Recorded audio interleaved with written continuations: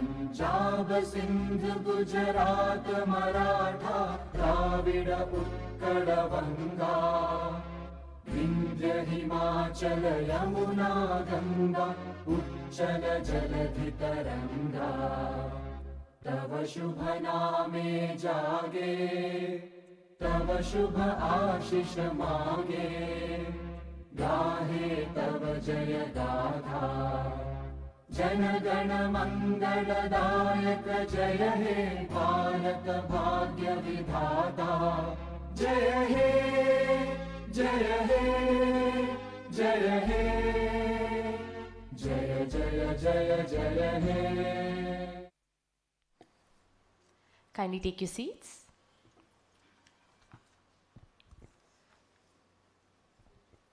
Well, a very good evening, ladies and gentlemen. My name is Sheba Diana Adams, and I'm going to be your host this evening. On behalf of the entire organizing committee, it is my distinct honor and pleasure to welcome each of you to the Architecture and Interior Design Excellence Awards and Conference 2026 National Edition, Bengaluru. Big round of applause for all you lovely folks who are present out here today. Well, today we gather to celebrate the brilliance, innovation, and creativity that define the architectural and interior design landscape of India. This prestigious event stands as a tribute to visionary minds who transform spaces into timeless works of art, blending aesthetics with functionality while continuously pushing the boundaries of design. We are truly delighted to host an esteemed gathering of architects, designers, industry leaders, academicians, and enthusiasts, each united by a shared passion for excellence. Your presence here not only elevates this occasion, but also reinforces our collective commitment to advancing the standards of architecture and interior design across the nation. We are proud to share that today's event brings together awardees and participants from more than 24 states all across India, reflecting the diversity and richness of talent in our country. It is now my privilege to acknowledge the distinguished speakers who will be sharing their invaluable insights with us today. We have with us the architect Krishna Rajasim, the Fountainhead, Bangalore. Big round of applause, please. Dr. Ms. Ponyi M. Conceseo, founder and principal architect, Ponyi, Oscar and Rahul Architects, Chennai. Dr. Oscar G. Conceseo, founder and principal architect, Ponyi, Oscar and Rahul Architects, Chennai. Professor Dr. Ajay Chandran CK, Professor, School of Architecture, Christ University, Bengaluru. Architect Shailja Aasti, Sublime Spaces and Places. Architect Trupti Doshi, Principal Architect, Aroma Architecture. And Professor Mahesh Bangad, Associate Professor, BNCA, Pune. Ladies and gentlemen, we are also deeply honored to have this conference conceptualized and executed by Begin Up Ventures India Limited, a prominent organization in the field of analytics, public relations, technology, and education. Begin Up Ventures has pioneered an exceptional self-evaluation technology platform called the ExitRank.com, which has made remarkable contributions in rating and validating institutions and brands. Their initiatives, such as the Interior Design Practitioners Brand Equity Rating and the India School Education Standards Adaptability Rating and Ranking Framework, have significantly elevated benchmarks across both education and design domains.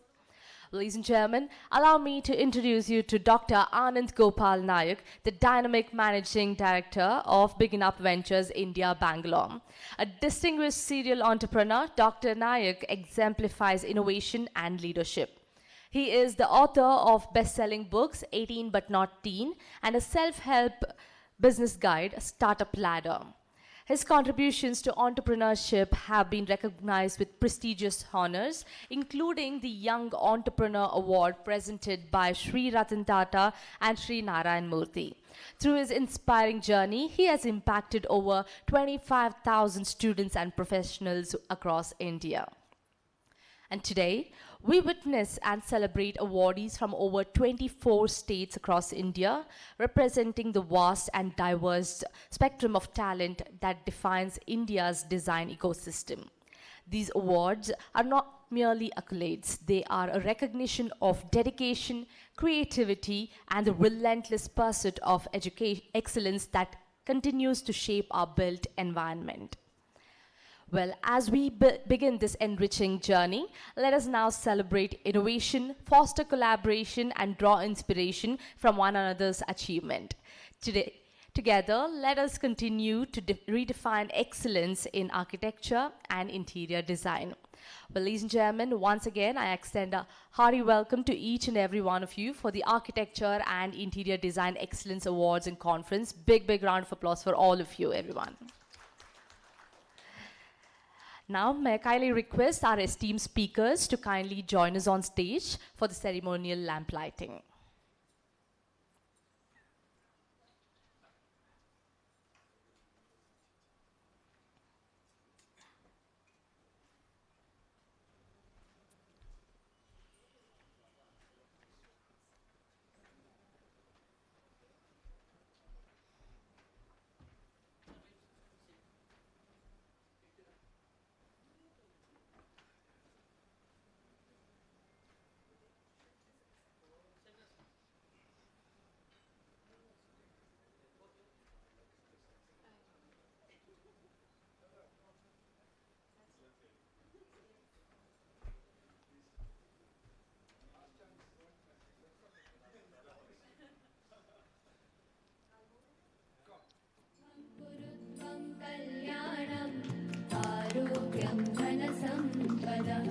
शुभं कुरुत्वं कल्याणम् आरोग्यं धनसम्पदः शत्रुबुद्धिविनाशाय दीपज्योतिर्नमोऽस्तुते दीपज्योतिर्नमोऽस्तुते शुभं कुरुत्वं कल्याणम् आरोग्यं धनसम्पदः शुभं कुरुत्वं कल्याणम् आरोग्यं धनसम्पदः शुभं कुरुत्वं कल्याणम् आरोग्यं धनसम्पदः शुभं कुरुत्वं कल्याणम् आरोग्यं धनसम्पदः शत्रुबुद्धिविनाशाय दीपज्योतिर्नमोऽस्तुते दीपज्योतिर्नमोऽस्तुते शुभं कुरुत्वं कल्याणम् आरोग्यं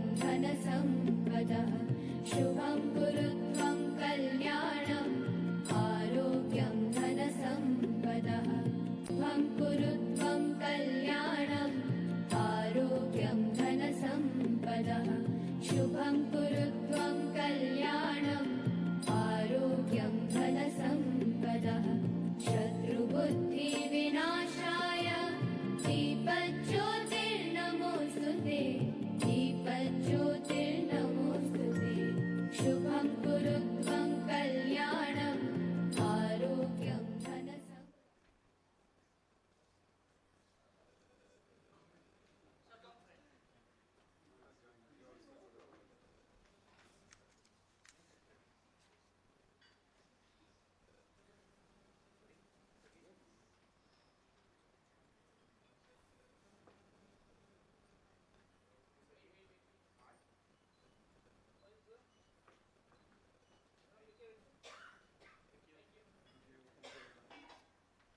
Thank you all.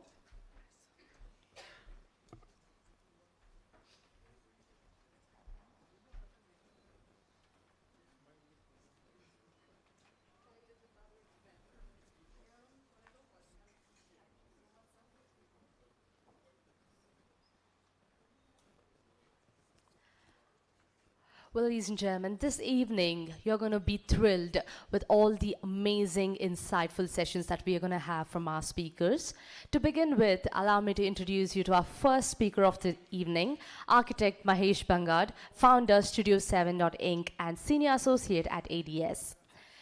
Architect Mahesh Bangad comes with an industry experience of over 17 years and a professional career of over 15 years. Professional Mahesh Rameshwar Bangad is an associate professor and the former head of department for BARC at BNCA Pune. He is enrolled as a research scholar at SPPU, has a master's in environmental architecture from SPPU, Pune, and a post-graduation in project management from Manchester, UK. He is the current chairman of the Architects, Engineers and Surveyors Association, executive committee member of the IIA Pune Center.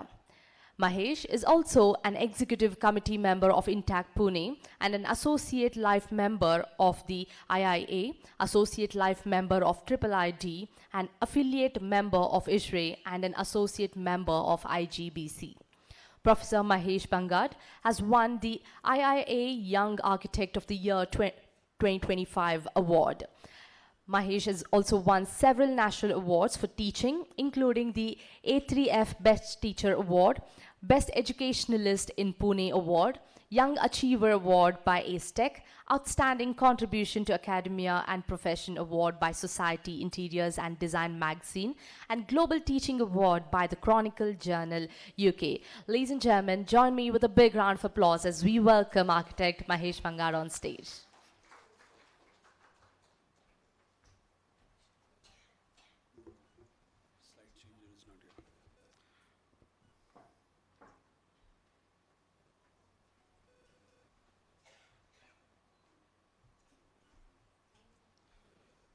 Namaskar, good evening.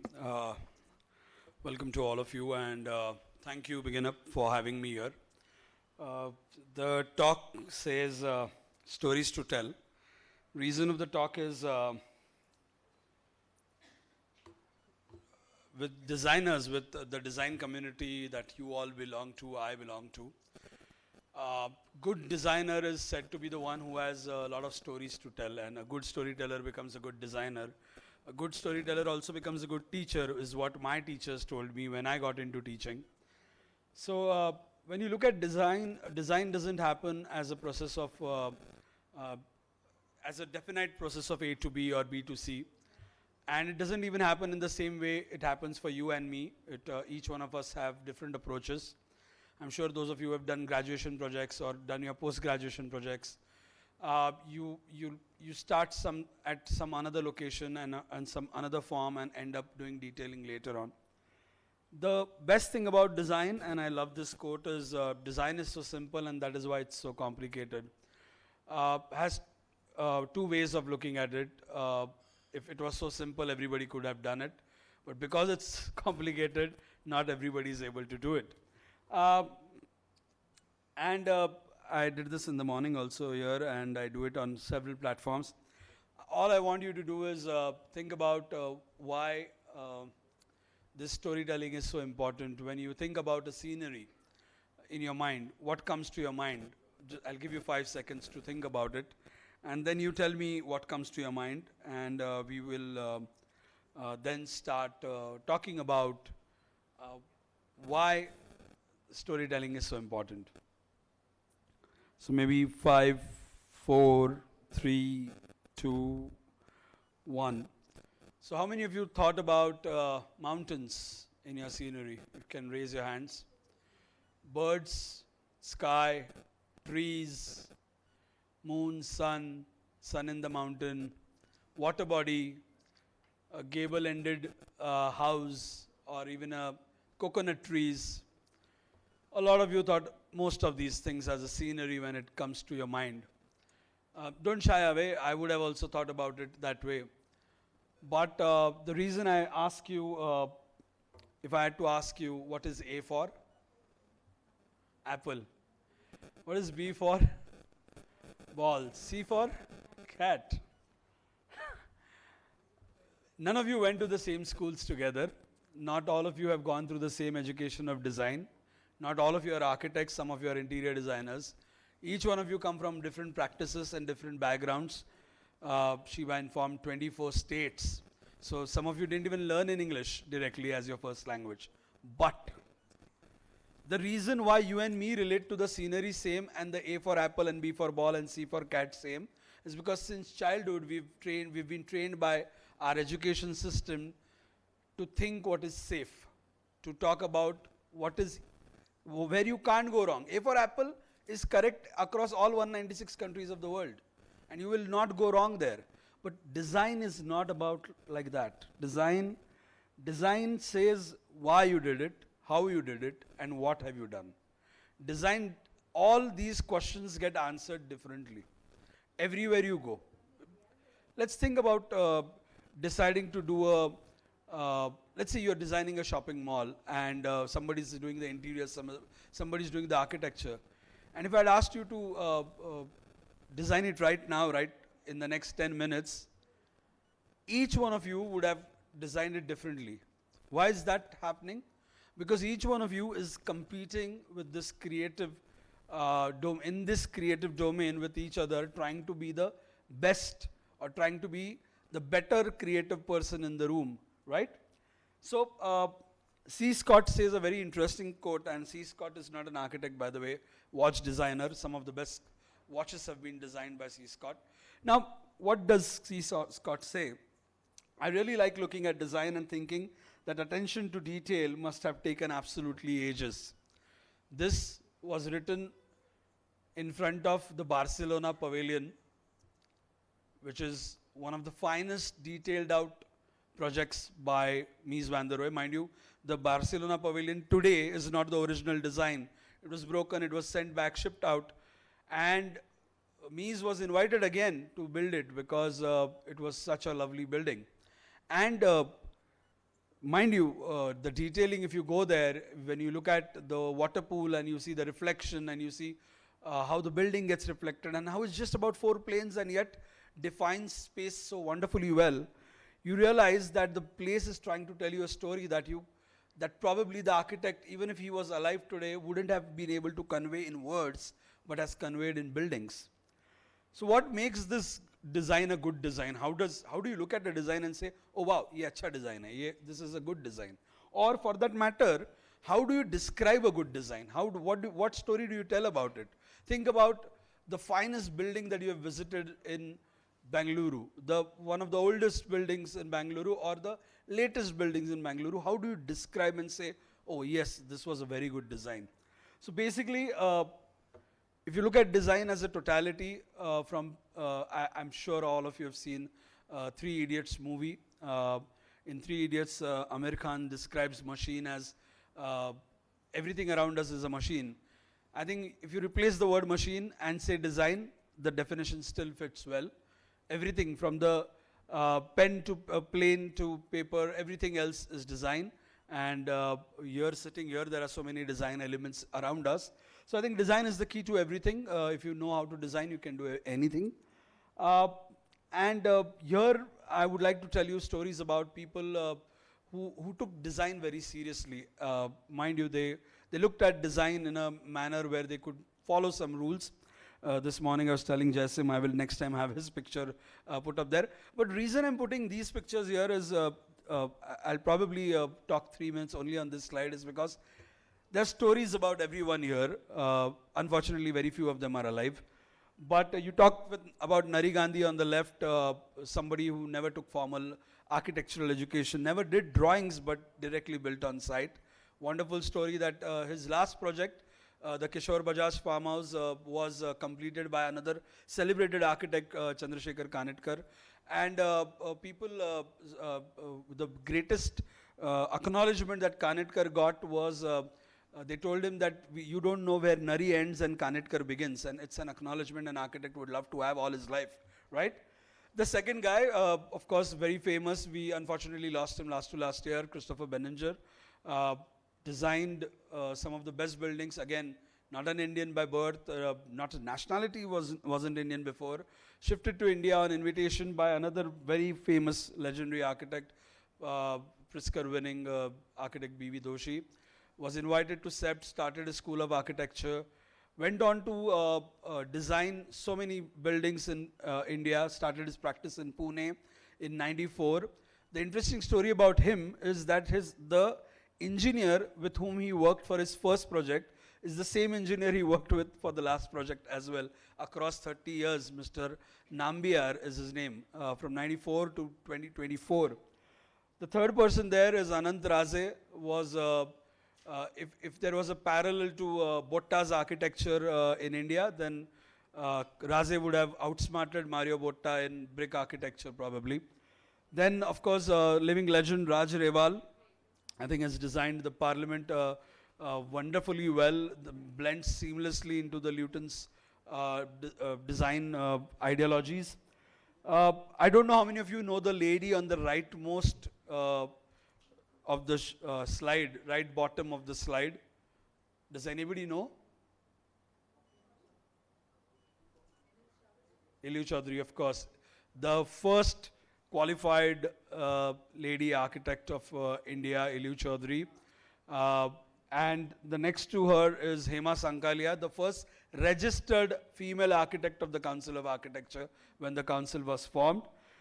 Baker, the Gandhi of Architecture, Charles Correa, Revati Kamath, and of course A.P. Kanvinde. Some legendary guys who, I keep saying guys, I don't know, I shouldn't be. These are legends by masters of their trade. They bent the rules, they changed the way architecture was looked at, they were very conscious about their environment.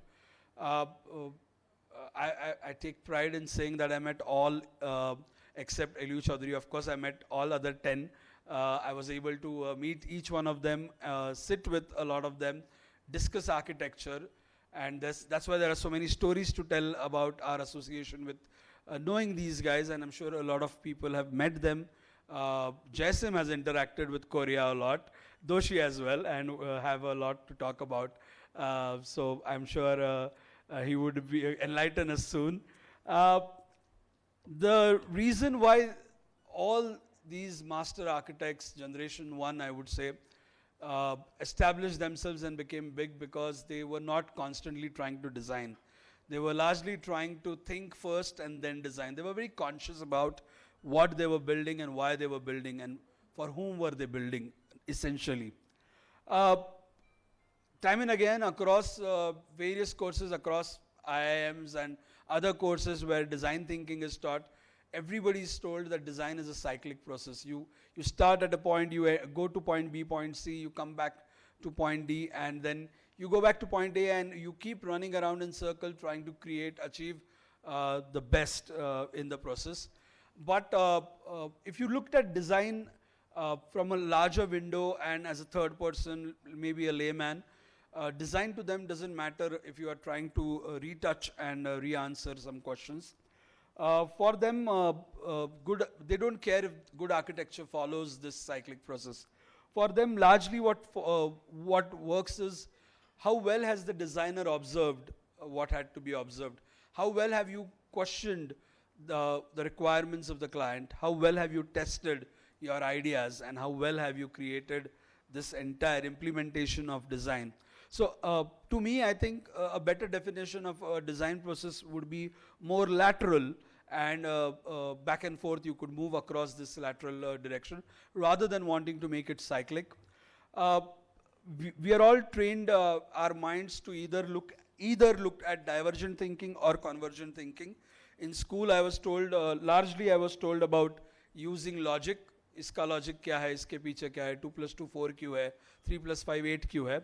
And in architecture colleges, I was told to use imagination. I was given this whole freedom and flair to express my design ideas. But if you go into the field, you are largely asked to look at both. You are asked to look at both together, and that is why it is called lateral thinking. A very famous writer, Edward de Bono, has written about using 6 hats of thinking, where you constantly are in this struggle as well as in this motion of using each of these hats time and again, back and forth, to create better designs. I will skip this video because though it's a very interesting exercise, I would want to touch base on some very important stories here. Very essentially driven my thought process of design. A very interesting thought is design is content with intent. Unless you have thought you wanted to do something. Had Doshi not thought about serving the low-cost housing for the poor in Aranya housing, he wouldn't have built Aranya that way. Or the Belapur housing by Korea for that matter. And there are so many things, the Silco housing by Rewal. Everybody was trying to address something with an intention and also design parallelly. if there's no content without intent, is just noise, and then intent without content is just decoration, just good looking buildings, aesthetically pleasing, but there's nothing concrete about its existence. Uh, Khan said a very interesting thing, and I think that defines architecture, the story of architecture across the world. And it's not about Kant's definition of a brick wanting to be something. Thousands of years ago, stone wanted to be something, and concrete wanted to be something. And the fact that the materials could be used in a manner, they were used by architects and designers to be something, right? And I'm not taking too many examples, but some stories remain with you when they become very central to your learnings and growing up. And I'm sure all of us learn from various gurus. They don't have to be architects, they don't even have to be people for that matter. We get inspired by nature. Doshi got inspired by paintings and everything that he saw in the Buddhist architecture. He saw what about the prehistoric times, and all of that got reflected in his architecture, be it the Hussein Doshi Gufa or the Sept or the his own office Sangat. There's a very interesting story of the Kaufman House. I am not sure if all of you know about FLW's design. Recently, this was named as one of the worst project built by FLW, but it's a UNESCO World Heritage Site. Kaufman assigned FLW to design this house and gave him 3 months to design this. And FLW, being FLW, wasn't getting any inspiration to do this. But after 3 months, Kaufman got really, really worked up. He called Frank Lloyd Wright and said, "I'm reaching to your office in next 3 hours. I need the design ready." So this entire World Heritage Site said to be one of the finest houses ever built originally, was designed in 2 hours after that, and was not, FLW just slept over it for 3 months and never touched it. But just 2 hours did so much of magic.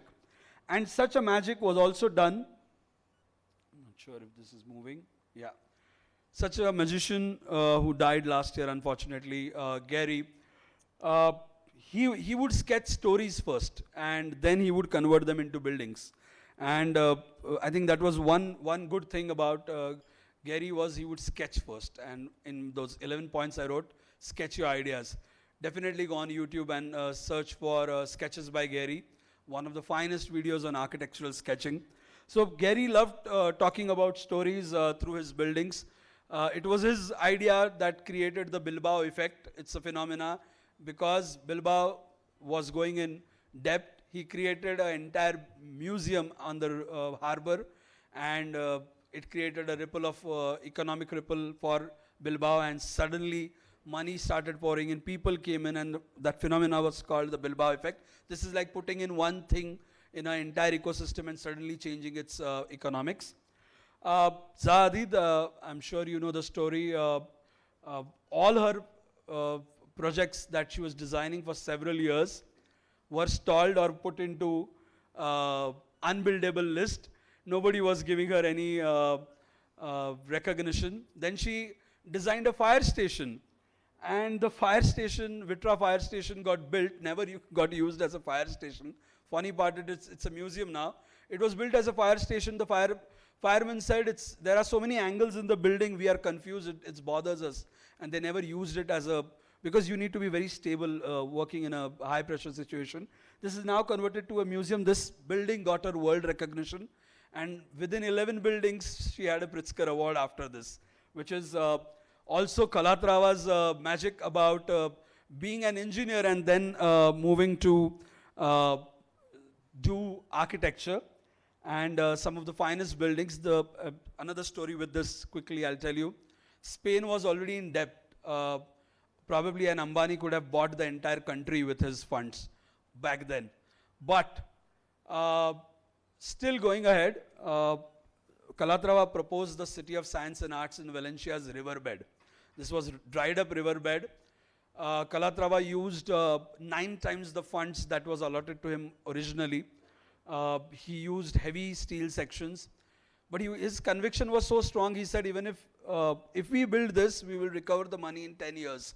So let's build it. And the Spanish government actually supported him. And within 3 years of building the City of Science and Arts, the entire money of the project was recovered. So Again, Malmo, the twisting torso, an office building, never imagined to get inspired from the torso of a human body and to build that in a building, or a bird in flight at the Milakwe Art Museum. Uh, you need storytellers to build such buildings. Tom Wright was challenged to build the world's first 7-star hotel, and that too on an artificial island. If you've seen Mega Structures series online, each of the stone of that island of the Burj Al Arab are placed using a satellite system, specially coordinated to place each stone in water. For the first time in the world, a foundation was laid using a satellite. TWA terminal, I've put it there because John Utzon is related to it. How? Eero Saarinen designed TWA terminal, one of the finest celebrated architects, shell roof structure, well ahead of its time, worked great, brought in a lot of recognition to Eero Saarinen. But why is John Utzon related to it? John Utzon famously designed the Sydney Opera House. It was a competition entry. John Utzon's entry was not even shortlisted. Eero Saarinen was the jury chairman. And Saarinen missed his flight from the TWA terminal to move to Australia. And the jury was happening in Sydney, and he came in one day late. The other jury members decided that we would rather shortlist few. Eero Saarinen is a celebrated architect. Unka waqt bachate hai. Let's give him only shortlisted 7 entries. 7 entries were shortlisted. Saarinen arrived. Saarinen said, I am a jury chairman. I can't do injustice. He went through the 111 entries again. He picked up the thrown away entry of Utzon and said, this is the winner. He didn't even say, we will review it. He said, this is the winner. We build this.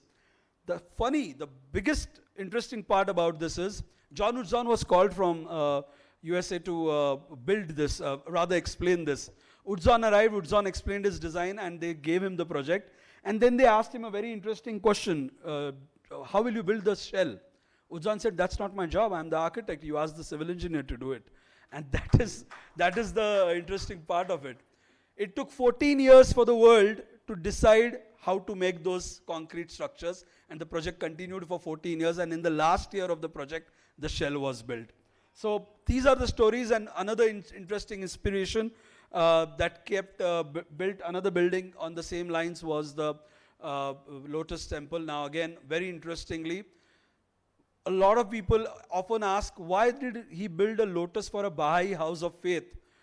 And then there is an entire story about how Fariboz Sahaba studied all religions, and he found out commonality about how a rose or a lotus, or how rather a flower would have the similar sort of importance in every religion. And that is where he chose to use the lotus as his inspiration.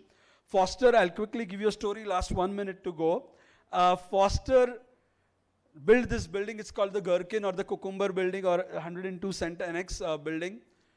Foster was fighting cancer. Foster beat cancer, he's a cancer survivor. Went onto a helicopter, goes on to the eye of the Gherkin, because he wanted to be there when the eye of the Gherkin was placed. So there's a very interesting movie about how much do your buildings weigh, Mr. Foster? Please search this movie. In that, he talks about how he went onto the helicopter and put the eye of the Gherkin there. World's first parametric building built, executed, the Bird's Nest or the Beijing Olympic Museum. No right angles in its facade, in its built form. Finally, I think there are so many stories about architecture to talk about. Design is not just what it looks like and feels like, it is how it works. Steve Jobs, when he launched the iPhone. Thank you very much.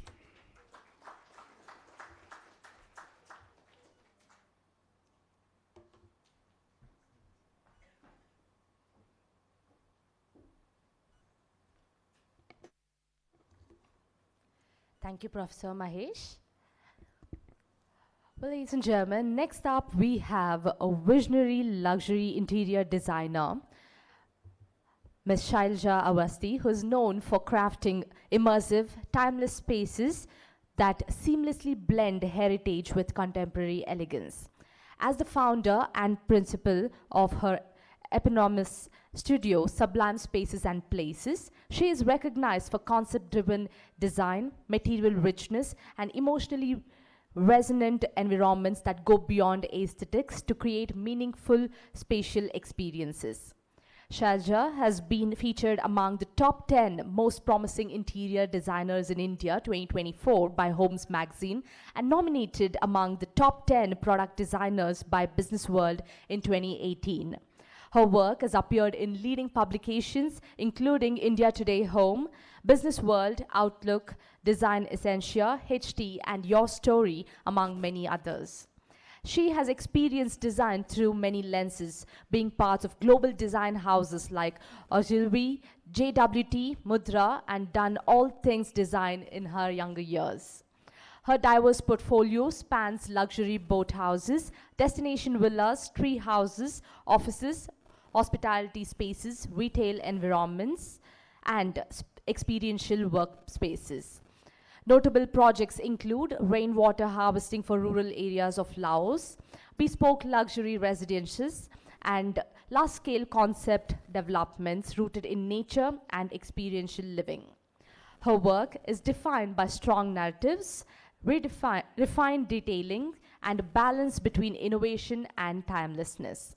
An MBA by qualification and president of the Real Estate Council Karnataka at the Women's Indian Chamber of Commerce and Industry, Ms. Shailja continues to shape elevated environments that are luxurious, enduring, and deeply personal. Well, ladies and gentlemen, join me with a big round of applause as we welcome Ms. Shailja Aasti on stage.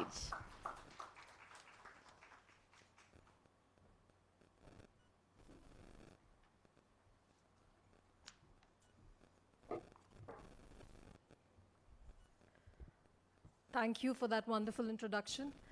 And thanks a lot, Dr. Nayak, for having me here. And congratulations to the entire team of Begin Up for being able to organize these award ceremonies time to time in such a flawless and impeccable manner. I've spoken so many times here, now, it feels like I'm falling short of what new can be talked about. So it was pretty difficult, but I think it's a very relevant topic. Designing in a world at war, architecture as a force of peace. Good evening, distinguished architects, designers, and creative leaders. We are living in a world that feels unsettled. Not quietly unsettled, but visibly, dramatically, and sometimes painfully so. News cycles are filled with images of cities under strain, communities displaced, and landscapes transformed overnight. The word uncertainty has almost become the background noise of our times. According to the United Nations, more than 100 million people globally are currently displaced due to conflict, instability, and crisis. This is not just a humanitarian statistic. It is an architectural reality. It means millions of homes lost, neighborhoods erased, and identities uprooted. And yet, in the middle of this turbulence, people still return home. They still seek comfort. They still look for beauty. They still long for peace. And this is where exactly our profession begins. When the world feels at war, whether literally, emotionally, or psychologically, architecture becomes more than construction. It becomes reassurance, it becomes stability, it becomes hope. Usually when I come on stage, Jasim sir always says, there's a lot of beauty in her work, she's gotten a lot of X factor to this entire setup that we have. But today, I think there are going to be a lot of images out here which are really going to shake us somewhere as architects, designers, and built environment creators. Architecture becomes more than construction. It becomes reassurance, it becomes stability, it becomes hope. Today we see cities like Kyiv, Kharkiv, and Gaza appearing in global conversations not for their culture or design, but for their destruction. Buildings collapse, streets fragment, and skylines change in days. But what disappears is not just infrastructure. It is memory. It is the dining table where families gathered, the window where sunlight fell every morning, the corridor where a child learned to walk. When architecture is lost, identity is shaken, and that reminds us of something very profound. Architecture is not just physical. It is emotional. It is human. In a world at war, the role of design shifts dramatically. We are no longer only creators of aesthetics. We become creators of calm. We do not simply design rooms, we design refuge. Historically, architecture has always responded to conflict. After devastation, cities have risen again.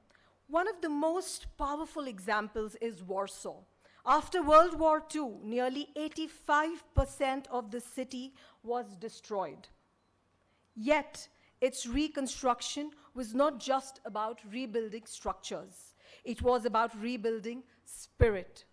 The old town was reconstructed brick by brick, using paintings and memory as reference.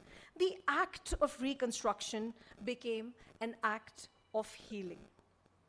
And this is how 2021 looks like. This is the power of architecture. It restores continuity when history is interrupted. But today, war is not always visible. It is not always fought with weapons. It exists in stress, in fast-paced lives, in digital overload, in emotional fatigue. The World Health Organization reports that anxiety and stress-related disorders have significantly increased globally in the past decade. People are overwhelmed, overworked, not just by conflict, but by its mere pace. Our clients may not articulate it well, but they are asking for protection, psychological protection. In my own journey as a designer, I have seen this shift clearly.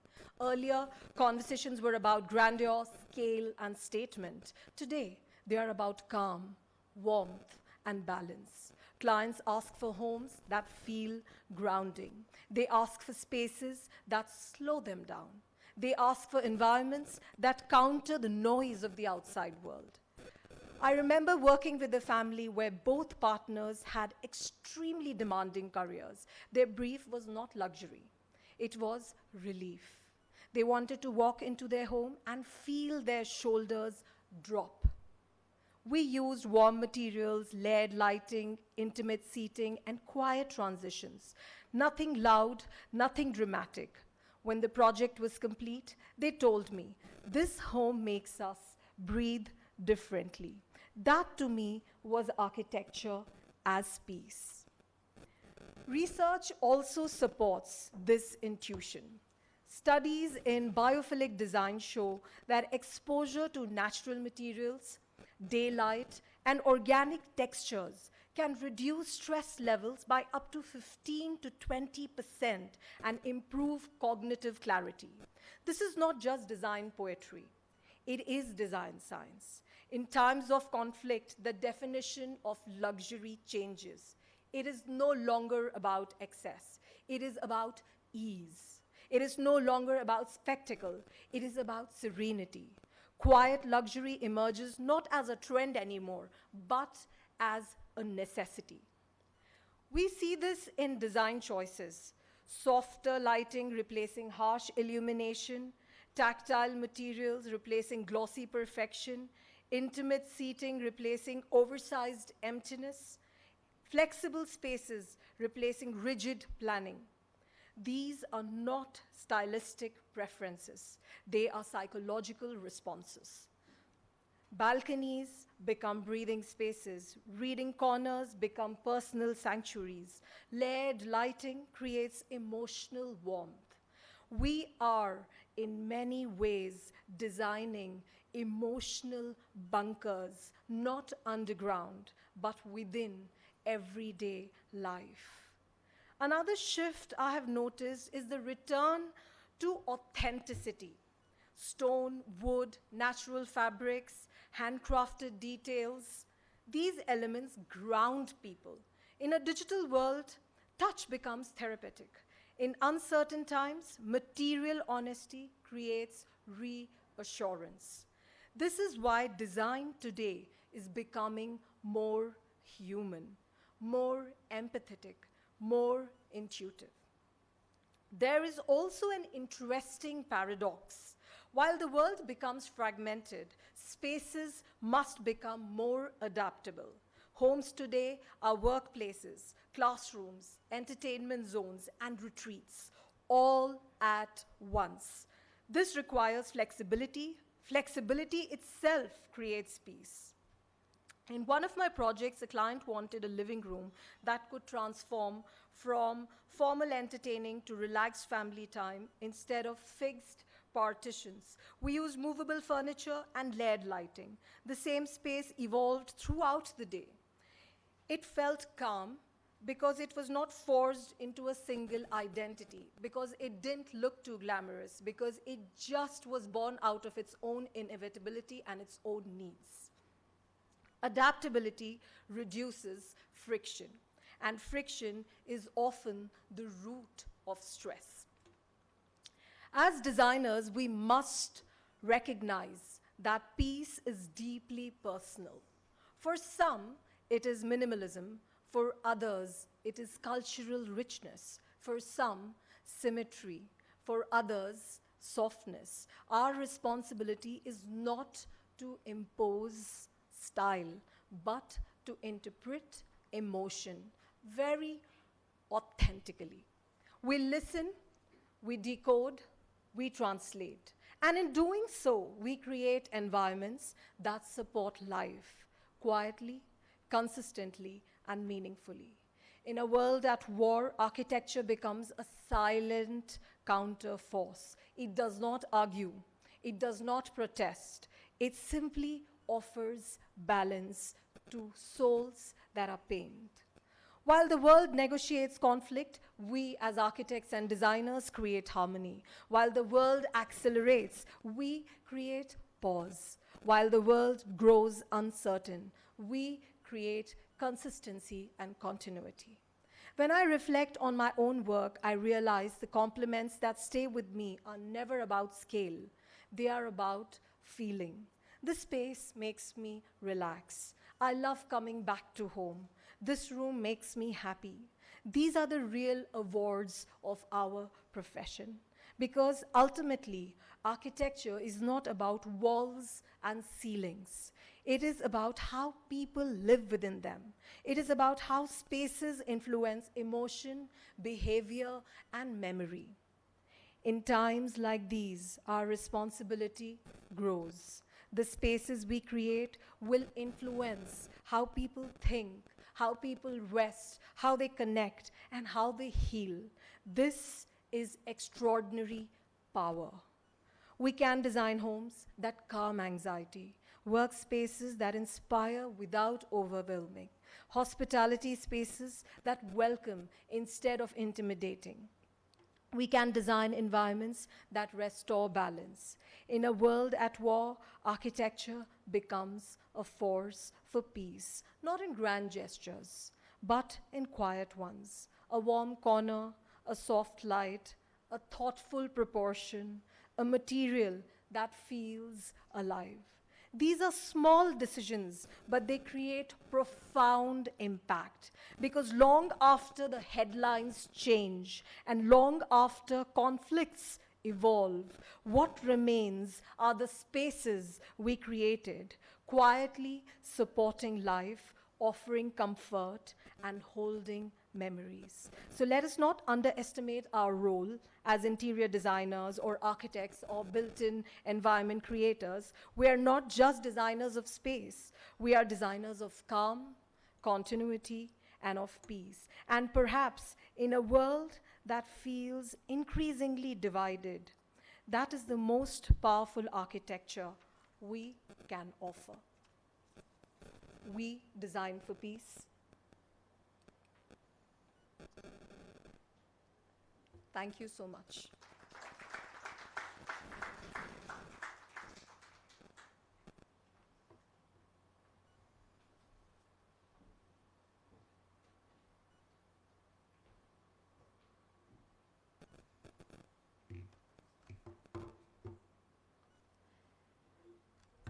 Well, thank you very much, Ms. Shailja. A big round of applause for her once again. Well, ladies and gentlemen, it is my honor to introduce you to our visionary architect developer, Ms. Trupti Doshi, principal architect and co-founder of Aroma Architecture based in Pondicherry, Auroville. She is recognized among India's leading voices in sustainable design. She has represented India globally at the World Youth Congress in Washington, D.C. as cultural ambassador. After TEDx India, she went on to represent India at Europe's first all-women TEDx in Greece, where her talk, "Can a Building Be a Person?" received a standing ovation. Her work has been recognized by the United Nations Environment Programme, placing her among the youngest architects in India to receive such global acknowledgement. Her work was displayed at the iconic Red Fort in New Delhi during the India at 75 national celebrations, where she was recognized among the top 75 women designers of India by the PMO office. With over 2 decades of experience, she blends science, spirituality, and storytelling. Her work spans institutions, wellness resorts, luxury villas, sacred spaces like ISKCON temples, and pioneering earth-based structures built in harmony with nature. Her project, Gratitude Eco Villa, won India's first House of Tomorrow award by Wholesome.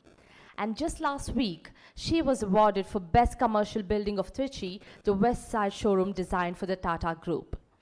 Beyond practice, she is a global speaker, jury member, and technical advisor to India's green building movement. She reads at 1500 words per minute, has traveled solo across 120 plus cities, speaks 6 plus languages, and is an early riser, a sunrise gazer, a bird watcher, and a poet in Hindi and Gujarati. Well, ladies and gentlemen, join me with a big round of applause as we welcome architect Trupti Doshi on stage.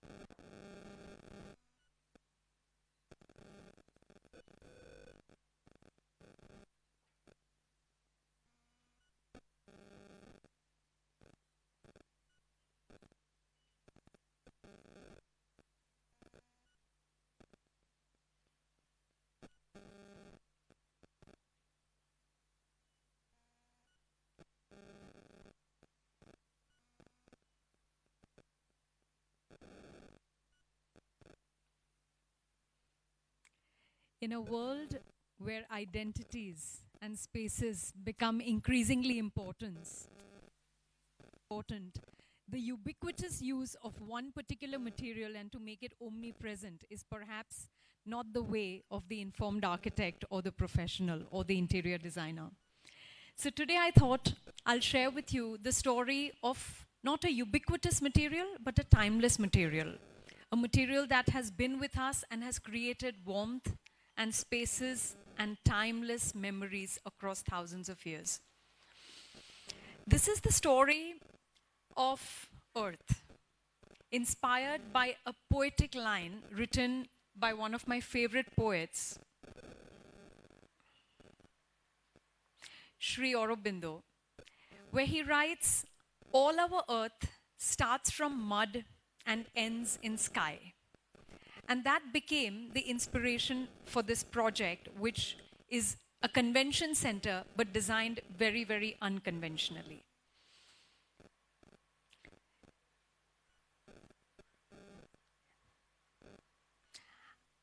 I'm going to share the story of this in 3 parts with material design and technology. The location is near Pondicherry, and the site was completely barren. So upon a topographical survey, when we found out the point at the lowest contour, we dug a little hole in that place. And from all the soil that came out from that one single pit, we built an entire 5-acre complex to house more than 500 people in international conventions. By making bricks out of the very earth on site itself as compressed stabilized earth blocks without firing them, just by using 5% cement. By neatly digging out foundations and ramming the same soil after sieving it layer by layer back into the ground to have rock hard foundations in rammed earth just 3 feet deep, which were able to take 4-storied buildings on it. In terms of the design, Pondicherry has 3 climates: hot, hotter, and hottest. Now, within this climate, how do we create an unconventional center, which, as per the client's need, had to be a landmark? He didn't want to compete with a Taj or an Oberoi in terms of hosting banquets, but he wanted to be in a league of his own. So how do we design a building which does not even require air conditioning, was the challenge that he gave to me as an architect. As all of you as designers already know, the 4 factors affecting thermal comfort, which are in your hands as designers, are temperature, wind speeds, mean radiant temperature, which is the combined temperature of the surfaces, the interior surfaces of the floor, the walls, and the roof, as well as the humidity. The 2 factors which are in the user's hand are, of course, food and clothing. And HVAC is normally the biggest consumer of power. This is the psychrometric chart of Pondicherry and Chennai. And as you can see, we have 365 into 24, 8,760 hours in a year, out of which only 5% of the hours naturally fall within the comfort zone of this place. So as designers, how can we actually, each dot is an hour, how can we actually keep picking one dot after the other and keep putting it inside the blue box through technology, through design?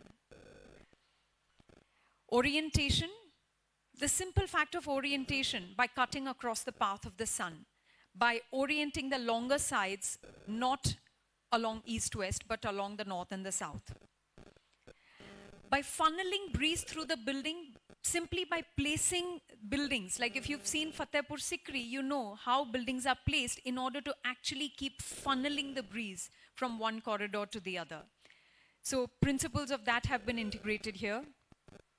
Stack effect, simple convection current where hot air rises to the top, but unless it is taken out from that skylight, it will not allow the cooler air to come in from below. Use of cavity walls, and the cavity can be filled either with air or with any other material like newspaper that increases thermal mass. And ventilating the cavity is very important. So you can see those little pipes, they are just plumbing pipes with PVC caps with perforations in it at the top and at the bottom, which sets up a convection current within the cavity wall itself. And the interior remains remarkably cool. Roof gardens. By surrounding your building not with concrete or stone, but with soft landscaping, you actually reduce the temperature drastically because long wave radiation does not change to short wave radiation of the sun. Use of water bodies, heat reflecting paints, day-lit spaces which do not require any artificial lights, and cooling floors. So this is a variant of the Kerala floor, which uses the cocoa fiber, chunam, hibiscus flowers, and kajal. And they are so cool to sit on that you actually want to sit on the floor instead of the chair. And pebbles. Where do you think these came from? When we were sieving the soil for the foundations and the bricks, these are the pebbles that came out of it, and they naturally became all the floors.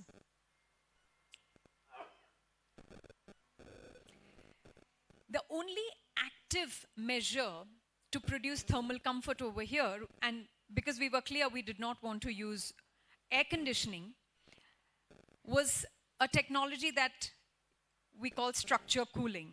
It's a variant of radiant cooling which is used in the West. But just by looking at the specific heat on this chart, can you tell which material would be the ideal material to store heat?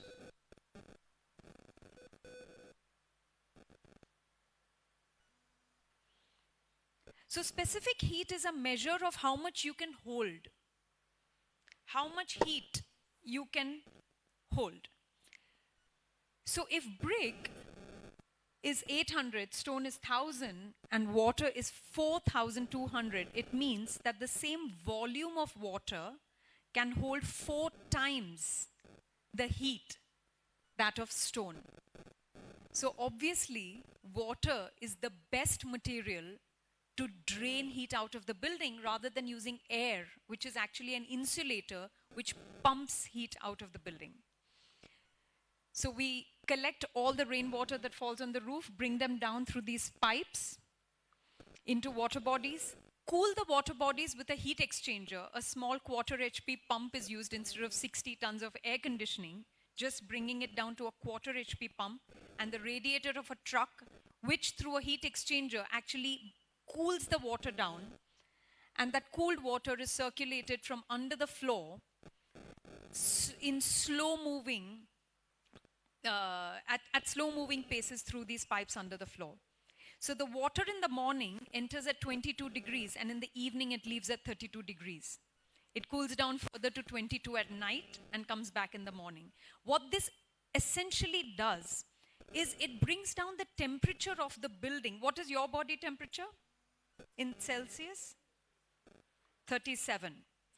So if the temperature of your surrounding is more than 37, it is going to, simple principle of physics, it's going to radiate heat to you, right?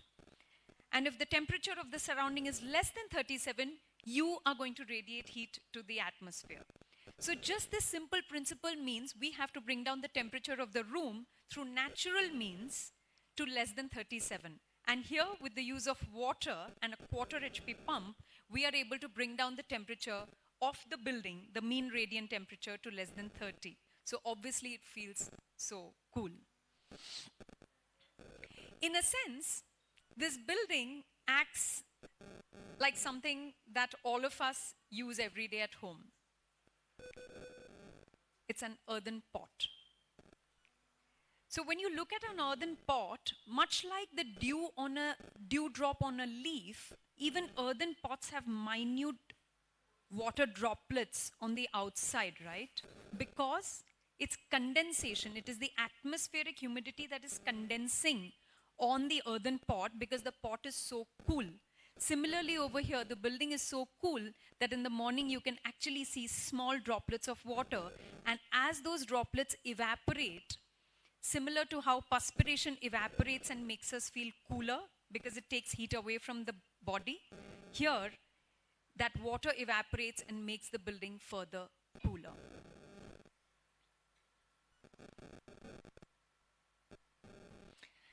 In terms of technology, we wanted to demonstrate a zero waste building as a landmark project. Most of the waste, as we all know, is caused because of roofs, right?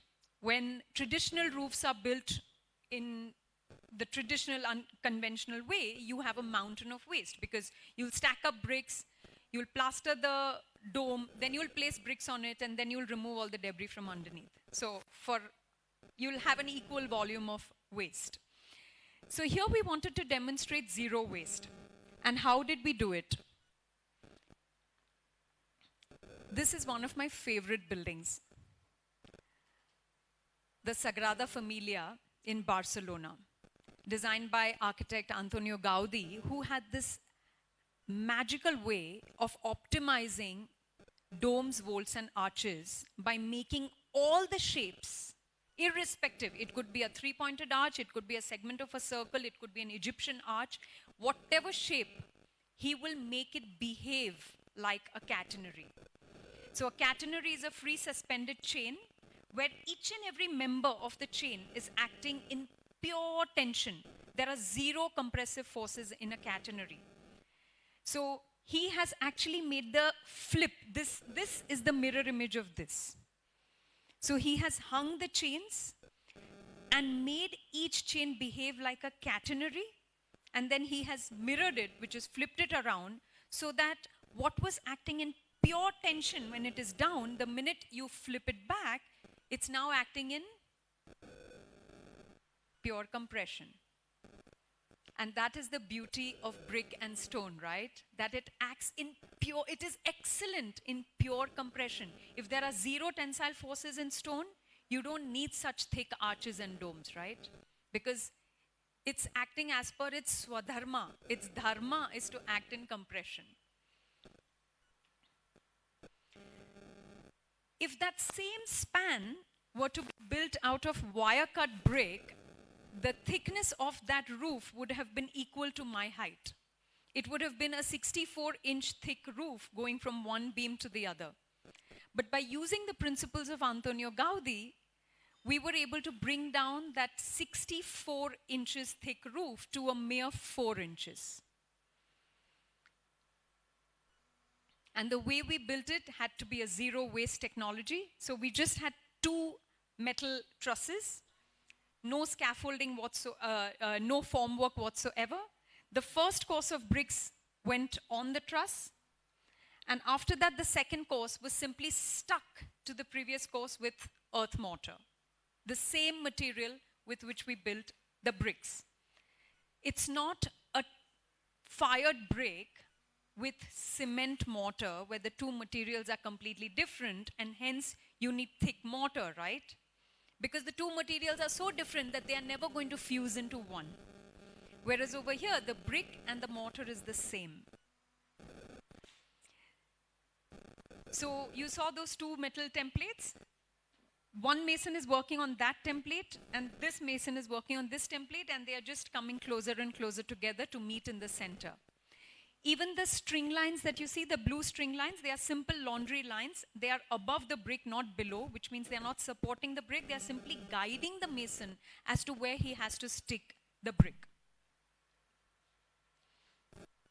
So one of the heaviest materials, earth, actually defying gravity, and arches flying without even being completed or meeting the other half, without any formwork to meet in the center, generating absolutely zero waste. So there's a beautiful line by Leonardo da Vinci where he says that an arch is 2 weaknesses combining to make a strength. Because an arch is not stable if it is half. It'll collapse, right? Whereas here the challenge is that we have to make 2 strengths combining to create a greater strength, because the arch has to be stable even during the process of construction before it meets the other half at the keystone. So here you see, we have made a segment of a circle act as a catenary by having bigger bricks at the bottom and smaller bricks at the top, which makes this whole thing behave like a free suspended chain acting in reversed free suspended chain which acts in pure compression. An incident, this project is replete with more than 100 miraculous incidences, because this project was the reason why I actually left my hometown Bombay and came to Pondicherry to build this building. So as part of many such revelatory experiences.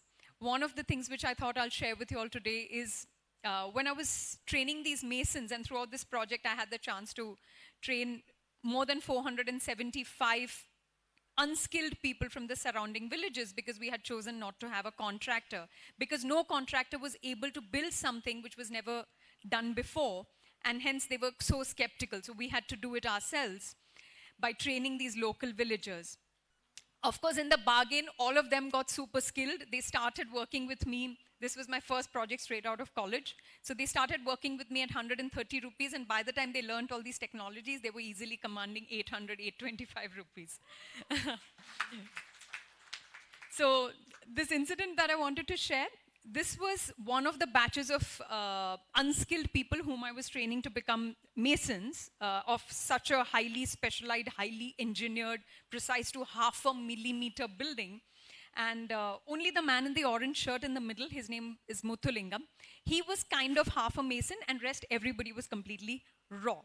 So I was teaching them on the first day that this is how we are going to stick bricks to the previous course, and it's going to stand, and it's only earth mortar, and it's only 1 mm, and the mortar has only 5% cement. So all this gyan. And this man was standing at the back sniggering away. So when I asked him, I said, do you have to share something?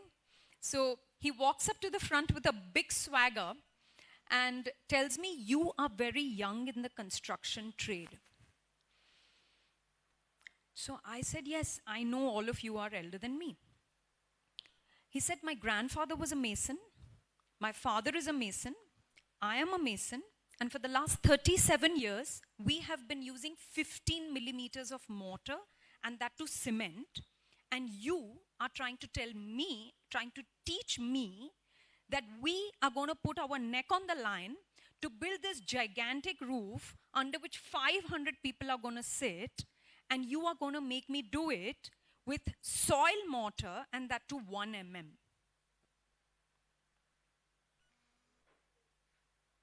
So I said, Muthulingam, why don't you do what you've always done? So he very proudly picks up this brick, slaps on his 15 mm mortar, sticks it to the previous course, and what happens? The brick falls. He does it again, and the brick falls. By the time he does the 4th or 5th time, he's in fact losing his reputation in front of his buddies. So he's confused but also quite embarrassed. These are the points where we can actually introduce scientific knowledge into their extremely vast repertoire of traditional wisdom. Because they actually know a hell of a lot.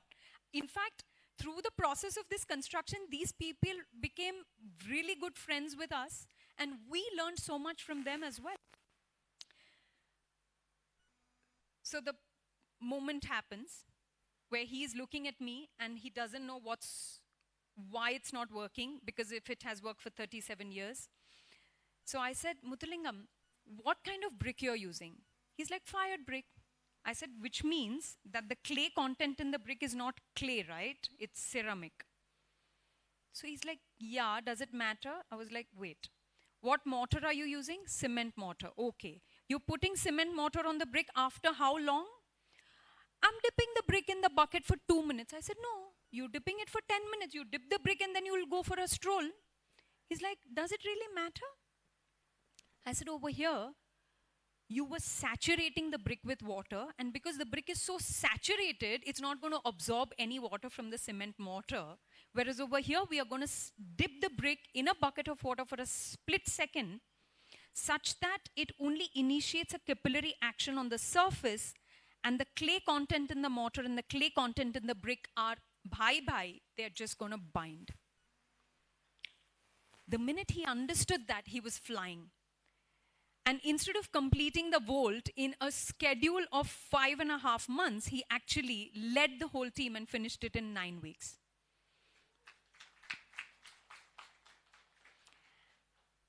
If I had built it in the conventional style with that 64-inch thick roof, it would have taken 10,000 bags of cement.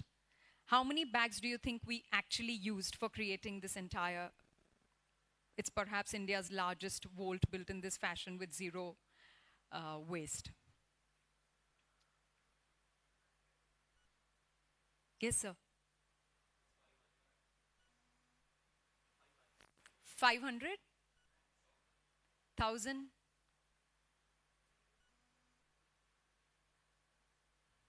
Yes, ma'am. 600? Less than 100? 33.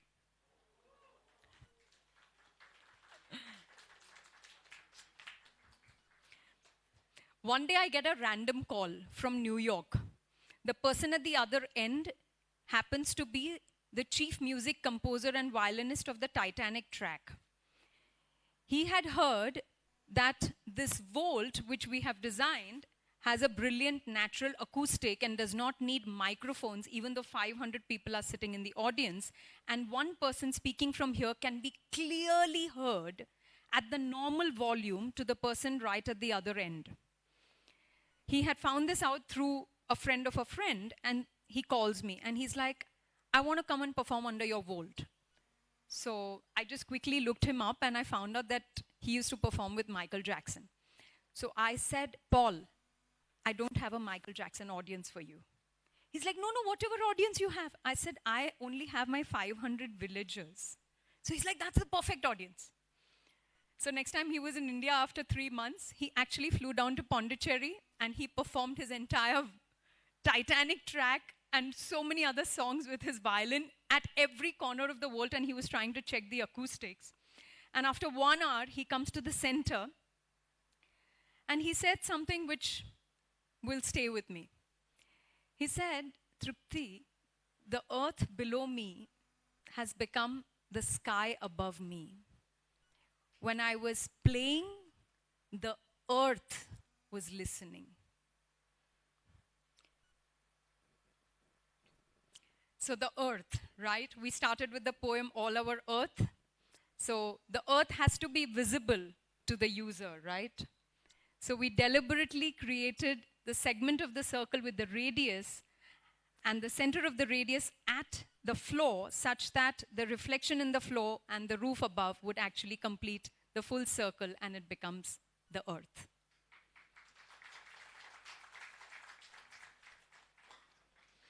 So the barren land in 2007, when I started working, today is an absolute human-made lush green forest with all the 3,500 trees that we planted. And the building got selected by the United Nations as a model for sustainable development in India.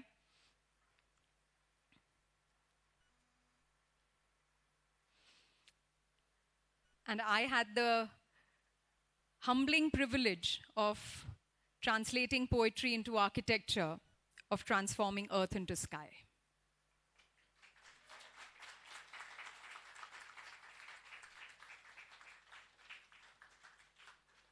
Thank you, everyone.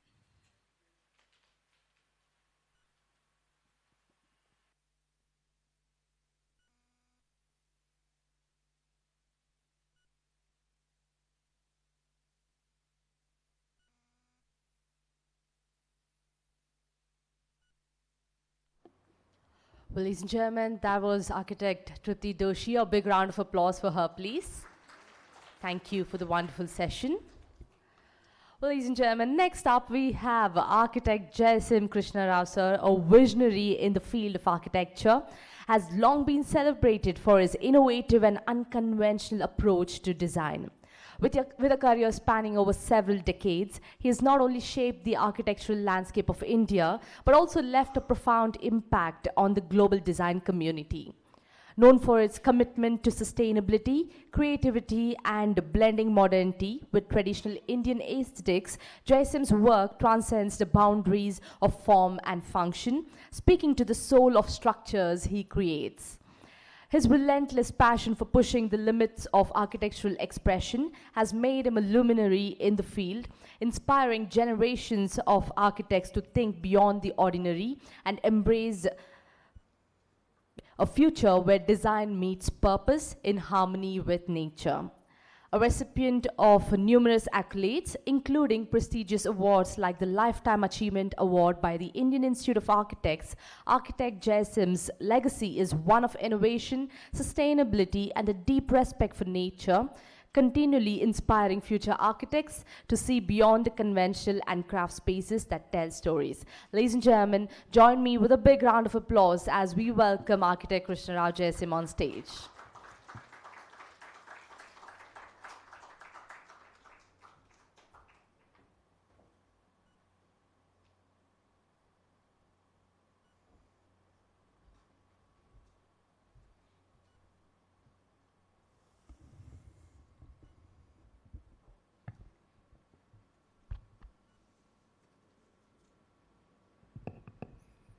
Namaskars to one and all. I understand that the majority of the audience is different from the ones that we hear. It is wonderful to hear the inspirational talks from the earlier speakers. Thank Big Up again to give me this opportunity. I'll take a very few talk.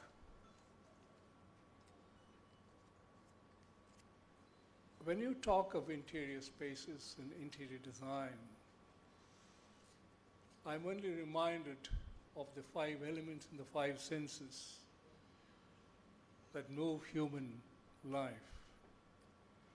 As a youngster, I was inspired by a phenomenal singer I didn't know, the great M.S. Subbulakshmi. And then, a little later, after finishing architecture, I was inspired by another great sculptor of stone, Devaraj. Then the same way it went to a dancer, Sudha Raghupati. Then many other factors influenced me, and anything I'm trying to name of these inspirers who do it. But when it came to interior design and using the senses, she was making a very good point about acoustics. Whenever they asked me to design a built space with interior spaces working with, when Savita asked me, can you do me a space? I said, why do you want to waste? You are the most fascinating person who makes saris. Just give me your saris. She gave me a saris. I just arranged them. They were not only beautiful as an exhibition, but it also became an acoustic factor and a visual factor. That was enough. Other than paying for hiring the space, she didn't spend a pie. Same thing happened with another person. I'm just trying to infuse the minds of the youngsters and others here. Somebody said, sir, we need an acoustic building here. We have to create music, but we don't want to put speakers or microphones and all that. They asked me, what would you do? Plus, reduce the cost if you can. I was very happy when she talked about mud architecture. At that time, my grandmother and my mother used to use the mud pots to cool the water. I don't know how many of you do it nowadays. It used to be very nice. But at the same time, when I went to see the mud potter, he was doing mud pots. I just went up to him and said, can you do me 1,000 mud pots? He thought I was a mad bugger. Said, people don't even buy 2 mud pots. I said, not only mud pot, but I want only half the mud pots. He thought he was crazy. Inna sir ninge pudiyala solring, Tamil started telling me. I said, how much would it cost? Sir, half mud pot will cost only 1/3 cost. I said, 1,000 mud pots. So there's just, let us say, 3 rupees a mud pot or whatever it is. I said, here is 3 times the price. You wanted 3,000 rupees or 30,000. I'll give you 3 times the price for half the mud pots. He smiled, he said, it'll take some time. Then he looked at me when I gave him the whole money and said, keep it with you. My client was also mad sitting next to me and said, why are you worried? Believe it or not, that villager, within 1 week, overnight and day, made these mud pots. And they became the finest acoustic ceiling and elements I've ever worked in my life. I didn't need a single speaker, a single thing. And when I made the musicians and the tabla players and others play on the music, it became, and when the dancer came again and danced in the plank and worked on it and on the ceiling, the person like the speaker fellow and said, "Sir, what do we do?" I said, "You just go down and have a drink and come back. That will solve you the problem." To work. Water is again a fascinating material that can reflect sound. You just have to keep it, in addition to making a very small trickle of sound. When you talk of interior design, movement of spaces, somebody said, "Where do you learn this from?" I said, "How many of you ever studied an ant? Where did the queen ant sit, or the queen bee sit?" They just smiled. I said, "Study it. Have you ever walked into an anthill? Imagine and walk through the anthill. There cannot be a greater interior space than anywhere in this world. A honeybee and greater to the anterior of the anthill. And you walk through the anthill, what finally conquers us is the snake. Takes it over and says, 'This is mine.' But till then, the ant rules and builds. Mud architecture comes in, earth architecture comes in, acoustics comes in, movement of spaces coming, movement of elements coming, and aesthetics is unbelievable. This concept of interior design with working with these elements and senses, human beings can learn from nature. Show me two trees that are identical. They may be of the same species. Never. Yet, we humans build the same dabbas again and again and again. Why? But you don't have to be different just for the sake of being different. No bee made another honeybee just because it wanted to be a different bee. It made it because, as they said, the environment, the spaces, the place, and the tree were different. I want you all to examine those spaces of nature. You even go under the sea. You will find something happening. I will just end my little thing, what hold you back. One of my greatest experiments of this is when I went to the, not the Cochin shipyard, another Cochin shipyard, spaces, as I was telling earlier, they were dumping these huge cans in the sea. I said, "Why are you dumping?" Sir, "We can't dump it within the area of the country because you're not allowed to dump. So we go into the middle of the sea and dump it." Luckily, the director and the chairman of the shipping yard was a good friend of mine. I said, "Can you give me one?" He said, "Mad bugger." Sir, "I'll pay you." No. By the time I went to my office in my home, they said, "Sir, there's a lorry waiting for you." I said, "What do you mean?" The big container was sitting there. From that day, my mother said, "Look at the dabba hanging." I said, "Mama, from tomorrow I don't want your shed to be my office. That is my office." Two things happened. Luckily for me, and because of Jeffrey Bauer, somebody talked about him, I had a Rolls Royce given to me by my uncle. Jeffrey Bauer, it's MSP 750. I met him accidentally on some things, we became great friends. He looked at Jason, "That's yours." I said, "Yes." He said, "No, from now on it's yours. It's mine." I said, "What do I get?" He had a Mercedes. He said, "That's yours." I said, "Mercedes, faster car." I didn't know that was not even 1/10 the price. But that changed. I said, "What is it?" But I found it could pull my caravan with two wheels anywhere. So that started my journey of what is called as a mobile office, to do interiors, to do anything all over literally Andhra Pradesh, Kerala, Tamil Nadu, Literally, I just used to pull my thing, sit there, sleep there, no hotel price, no hotel charges. Even now, one of my clients just called me, which I did 20 years back. Sir, can you come back and do one more project for us? I said, I'm not anymore age-wise physically able to travel. But you send somebody. I said, I'll send the caravan. The caravan will do the work for you. She remembered it. What I'm saying is the journey of an architect, especially in interior design, is absolutely fascinating. Like, show me two of you women wearing the same sari or same dress. Show me two. Not the waiters outside. Show me two. Whereas some of the men wear similar items. You do. That is the imagination. The women imagines much more because of the child, the learning, learns from mother, and then comes out beyond. Whereas the man is just observing and observing what is there, and repeating. You learn this. This I learned again from my mother and some of my people who, top people who love to do art into architecture. That's the beautiful thing there.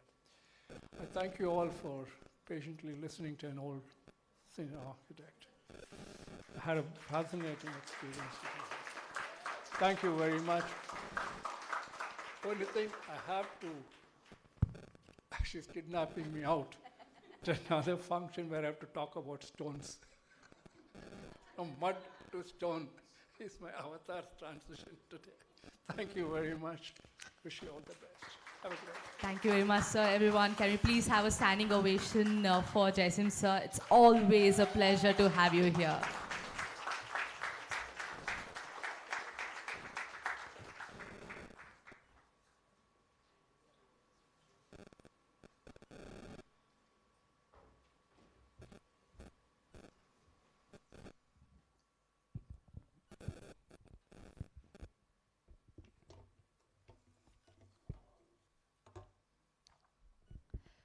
Well, ladies and gentlemen, next up it is my distinct privilege and honor to introduce you to a luminary whose extraordinary contributions have left an indelible mark on the fields of architecture, urban planning, interior design, and academics.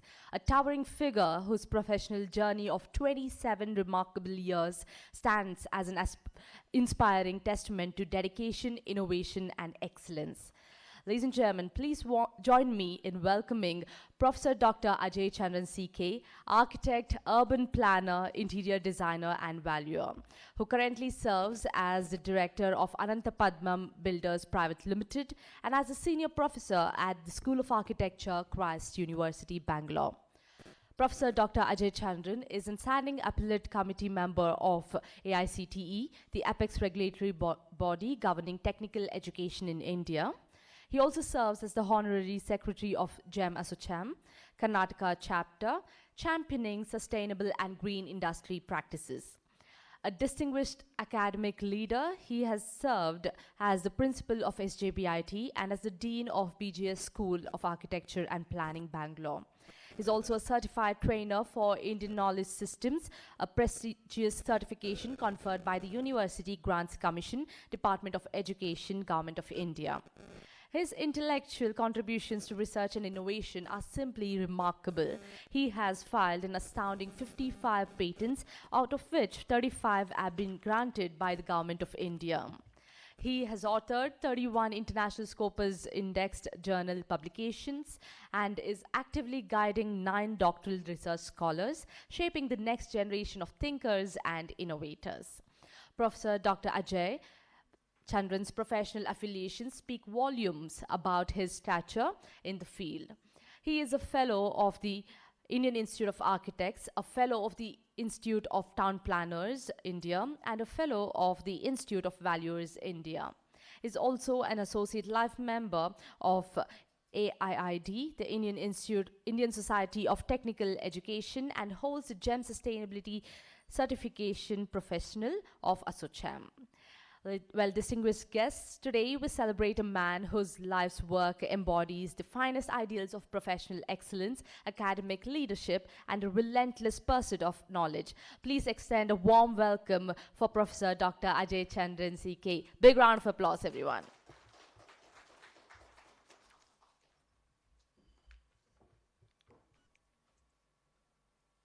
Good evening. It's quite challenging to go after our Guru, Jaisam sir. He has lived his life in architecture and kept a higher benchmark for any one of us to aspire or to imagine itself. That is his life, his work is a testimony. To start sharing an experience from our good old studio days at BMS, when he used to come to our studios, when we were in 4th year, 5th year and all, doing some scribbling, doodling and all. So when he sees our design, especially the roofs, he will ask, what is it? We will say sloping roof. And he will say, sloping roof leaks. We didn't understand that. He was mentioning that sloping roof has much beyond the roof itself. It has different flavors. When it rains, when it is in a sunny day. So all those aspects, the foundations. No? So coming back to today's session till now, afternoon session, after the lunch, a good hospitality, and after that, listening to stalwarts, good achievers, and celebrating the success stories with all the achievers who are in front of me. It's a pleasure. In the meantime, it is good learning, right? We were having a morning session also. In the domain of architecture, we had interacted with many. So continuing that, certain thoughts are coming. So my presentation is in 3 format. One, I just wanted to quickly share a walkthrough. The latest work, what we are exploring, experimenting in Bangalore. The second one, want to discuss certain aspects regarding interiors, what we do on a day-to-day basis. You are as good like your last work, and when you share certain things, we learn, we share our conviction, we get the response, we get ideas from our friends and the fraternity. The third aspect is, obviously, idealism is the driving force for anybody. So some idealistic aspects which we focus in our day-to-day practice. So my request, let us play a short video.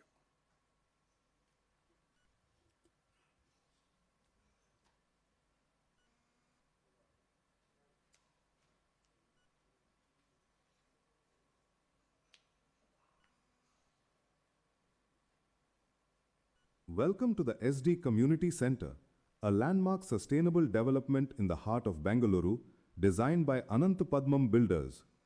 Rising from a trapezoidal urban site of 3,483 square meters, this mixed-use civic building spans 7 levels, 2 basements, a ground floor, and 4 upper stories, totaling over 12,000 square meters of built-up area. The angular building form responds directly to the site geometry, creating a bold civic presence on the streetscape. The ground floor welcomes visitors through a grand entrance porch into a spacious lobby. To one side, a chapel seating area of nearly 1,200 square meters provides a serene place of worship, while a community cafe activates the street edge. Ascending to the first floor, we discover the centerpiece wedding hall, a grand 1,355 square meter event space, complete with a ceremonial stage, a bride's room, and a groom's room. The second floor hosts a generous banquet hall of 1,270 square meters, supported by a commercial kitchen and dedicated storage facilities, ready for large-scale community celebrations. The third floor is dedicated to conferencing and professional development. 17 acoustically designed conference rooms of varying capacities, fully configurable for combined use. On the fourth floor, 7 studio rooms and 3 studio flats provide short-stay residences with a landscape balcony terrace offering panoramic views of the Bengaluru skyline. Sustainability is woven into every design decision. Rooftop solar panels targeting 30 to 40% on-site energy generation, rainwater harvesting across all levels, planted green terraces, vertical green walls, passive ventilation through calibrated building orientation. I would request for the furtherance in terms of the presentation.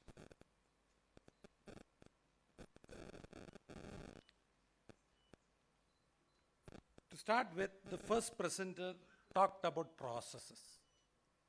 Any practice over the years, they have an ecosystem built, philosophy adhered to. They have the entire delivery mechanism. I would call it the business model. Business is a good term to use. A business model of delivering the dreams, delivering the drawings. So first, the architect Mahesh was talking about that. We call it case studies, we call it stalwarts, we call it the tried, proved, tested system in many of the systems. The second speaker was initiating a discussion called unsettled. Chaos to clarity. We are talking about memories. Within that unsettled world, within that issues and chaos and whole lot of issues, we are trying to find solutions. Today we have witnessed, we preached peace. To sustain peace, we need to be well secured. The capitalistic world dictates. The economy dictates. We are all familiar. The third speaker talked about mud, materiality. I would say materiality, whole lot of brilliant innovations. The IPR.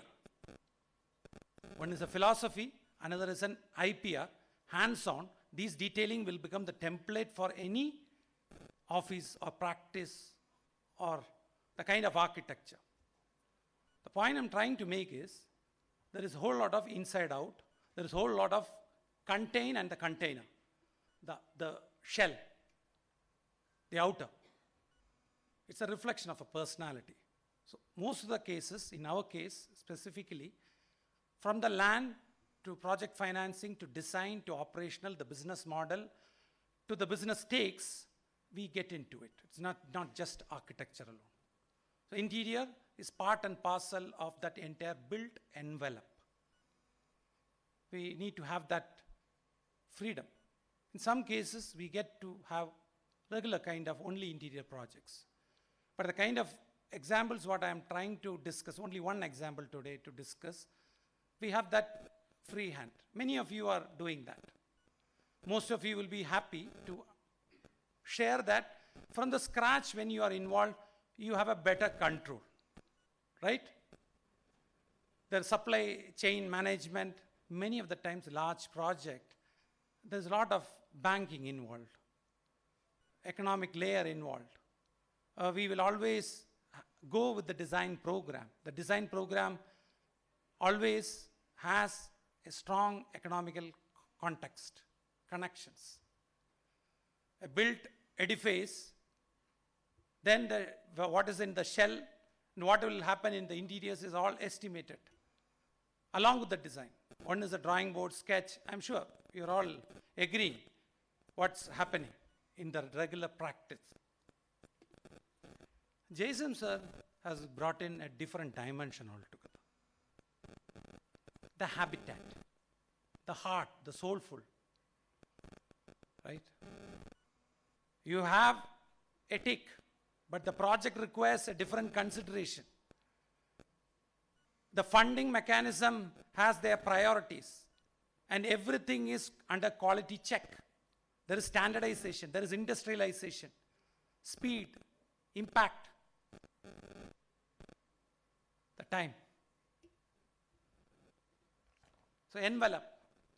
And many of the time, we try to explore, the envelope becomes part and parcel of the efficacy, the experience which happens. The shell is part of the interiors. Anyhow, here the point I'm trying to share is, when a project goes through discussion stage itself, the storyboard stage itself, the scripting stage itself, many of the things are done. The detailing and the manifestation is just a regular process. As a project here, we are talking about a mixed use, where the worship, even though the area reserved for worship is kept less. Mainly it is a mixed use. The worship, this is for a client called Victory International in Bangalore. They have almost 10,000 followers. We do many sustainable development community centers, various organizations. The project, this is our second in the line. We did it in Sharjah, near to Etisalat, headquarters at Sharjah. There is an existing worship center. For them, we have, because of the war and sequence, the work is not up to the speed which we have envisaged. So with that, we got this project, and everybody is connected in this domain. So one worship center or a community center gets connected to others, and they gave us an offer. So this brief is very simple. It is on a CA site next to Odisha Center, overlooking a lake in Bangalore. So when we discussed, when the clients are a set of people, 10,000 people at least, you will have strong conductors with good opinions, 2,000, 3,000 people sharing their ideas. Obviously, leadership are there. We were looking at hospitality, events, empowerment. They have multi-purpose areas for training. So all these things put together, we look at developing the design program. The real challenge is the design program itself. The real challenge is the entire break-even of the project. It's a public funded, institutional funding. These are all regenerative, sustainable architecture, well certified, because the funding comes from international sources. So the checks and balances are data driven. Next slide, please.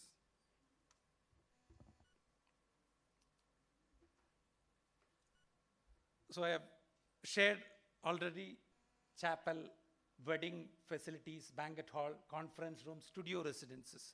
So these are the aspects we kept with which we have gone. And we have done it in such a manner that the entire break even, because certain things with respect to the clients, the land is owned by them. Most of these large scale projects, 10 to 15% the clients put. The remaining everything is bankable. And there is a clear indication for break even. So when we go for break even, as a project, bankable project, the projects in India is around 8 to 10% as interest rates. To reduce that interest rate from 8 to 10 to take it to 3 to 4 is the greatest challenge. By 4% means when you take up the project itself, the game of the project changes, especially when it is in a community project. I hope you understand, you're part and parcel of this sequence.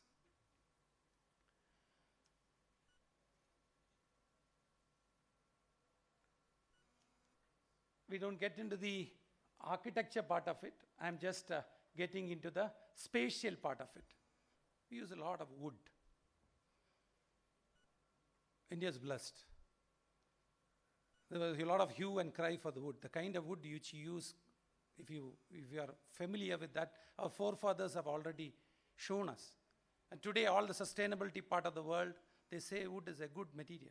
Glass is 100% recycled material if you know how to use glass. There are standards, practices, legislations written only how to use glass as a wonder material. The kind of prescription you use it.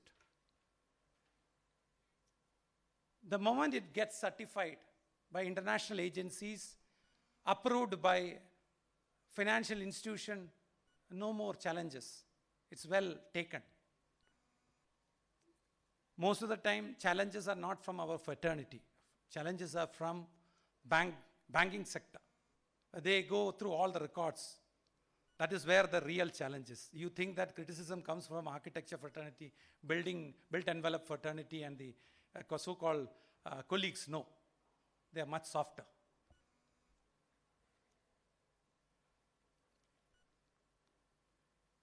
Here we have done it in such a manner that the entire revenue model, it's a business model. When you make a design program, it has to have a break even. We have to be part of that accountability. When they close their financial obligation and then move on to their ownership is also part and parcel of the designer.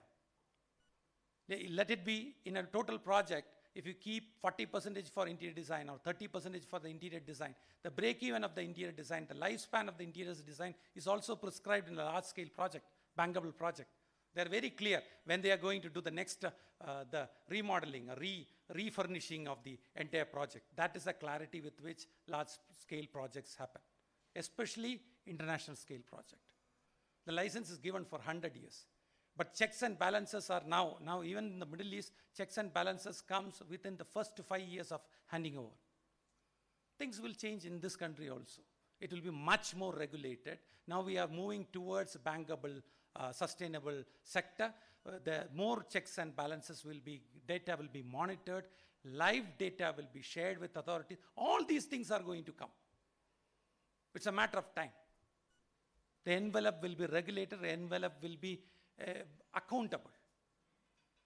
Everything is data driven.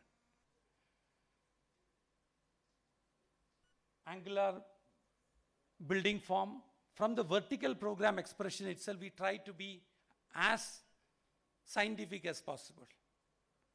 Where the opening should come, where the wind velocities have to be taken into account, everything will have to be data driven. So that kind of shell will come, that kind of interiors will be planned. Everything is in coherence. We call it sustainable facade. Everything is data driven, so all these checks and balances have to be submitted and to be validated. So there is nothing much to worry. It's a scientific process. Everybody is aware of it.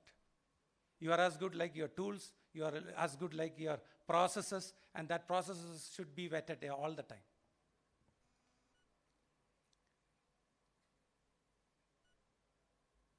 Solar ready design, rainwater harvesting, green terraces, passive ventilation, LED and daylight systems, universal accessibility. I don't think there is any challenge in any of these aspects. The next set of presenting aspects are our unique IPRs. We want to develop similar kind of typology. We are doing 2 sustainable development community center, means can we do 10? Good things have to be replicated, contextualized. The models can be replicated. The business model should empower the clients. So we are not just for design and come out. We are part and parcel of the business. They have the land, we pitch in further. We not only, we are equal partnership with the clients. So that is the aspect we are bringing in. It's nothing new. Many of the international practices have done it. They have the entire vertical for implementation. Most of the stalwarts you are talking about, they have their own vendors who only customize to their details. This is a 75-100 years old system in the developed world. I'm sure India also things are going to happen. The scale matters, speed matters, impact matters. Many of us are exploring in our own humble manner. We focus much on the air quality. That is where nothing great. In Indian traditional system, we say Vayu, right? It's a belief. As long as healthy means associated with breathing, part of our tradition. Healing, we call it wellness. We focus on biophilic, handcraft. We have our own listed vendors, players with us. It's like pick and choose. For a design program, we know who are the set of people who can get things customized. Operational is based off industrialization. That is the way, at a small scale. If you want to scale up, these things are very, very important. You know, by the time we have war, what all things get affected, everywhere. Circular economy, that means break-evens. We have 3 entities. One entity of financial capital is Singapore. Now, most of these large-scale things are happening, at least in the South, Global South is based in the UAE. We have a strong presence in Dubai. So Vineyard consulting happens at Dubai. Vineyard Green funding happens from Singapore. So all the main banks are operating based out of Singapore. Singapore, you know, the financial transactions are highest in the Global South. So we collaborate. It's a collaborative aspect. A lot of finishing lab, material selection, vendor listing, wellness and acoustics design, peace. I can relate to my earlier presenter. Home is where the peace is. What is peace? Silence, break even. When you go, slow down. People say the success of life depends on the quality of leisure. You do nothing, you relax. That is that value in the space. So we are looking at pause points within, depending on the kind of project we are handling. We look at a lot of peace within the project. Deliberate. And fit outs, we do a lot of patenting, IPR. Practice of 40 years or 30 years or 20 years, how many IPRs you have generated, how many buildings you have been publishing. Talk about its existence, its serviceability. People will, all these things are part and parcel of your journey.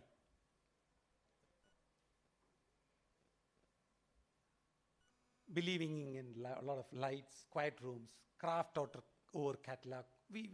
That Atmanirbhar Bharat, we take it in letter and spirit within our system.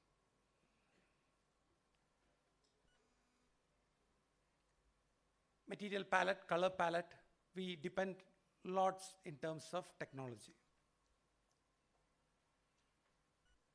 And small experiments. Hungary, Mexico, we are doing mostly mixed use housing. Ghana, we are again working with the government. In UAE, we have a good presence in the private sector. Madagascar, recently we had been, it's a wonderful country, coastal country, largest island. They are all looking up to India. A lot of good players are there, supply chain management, consultants. A lot of good support for India all around. The point I'm trying to make is humongous opportunity. In the same way, we can scale it up, we can always collaborate. There's a whole lot of possibilities. Now we are looking at institutionalizing the design, industrializing the design. We call it BD 3.0. It's Bangalore-based SD. For the presentation, I used BD. Sustainable Development Community Center, Bangalore. So we are making it like a template with all the learnings, with all the data, with all the projections. So 1 lakh square feet, there's a model. We can raise it to 1.5 lakh square feet. This kind of everything. Now everybody is in digital twins. Everybody is in the BIM model. Everybody is in having the data. So all these things are customized inside, outside. With your own priorities. Like for us, sunlight is a priority. For us, air movement is a priority. Quiet spaces is a priority. The storyboard changes, the script changes, the main aspect we look at the project changes. Along with that, the materiality, color palette, everything, it can be plugged. And every project comes with a unique focus. There is no dearth of technology, there is no dearth of take, there is no dearth of scale. Every office is bubbling with energy to handle more and more. Even a smallest project for any of us will give us the same excitement, but the kind of value you try to infer out of it, inside out, in interiors or exterior, that's the greatest challenge. And today's world, it is data driven. Again, post-evaluation of project makes a whole lot of impact. Before pre-stage itself, your project will take off. When you implement the stage itself, financially it is break even. So most of the game is done before even the project is handed over. I'm sure you are getting me what I'm saying. That's a new set of things which will be immediately in front of us.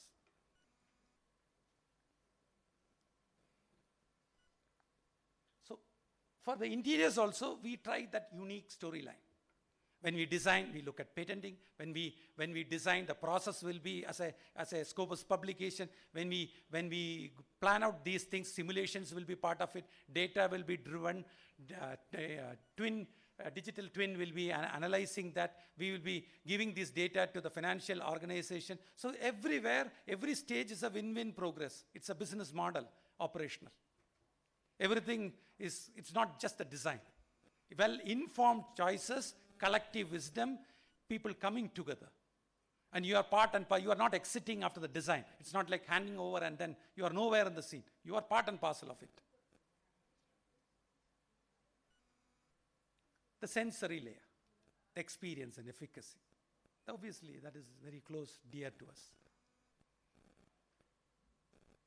Artisans, the skill you have to identify, those are the people which guides. The final details, final execution is, again, expertise.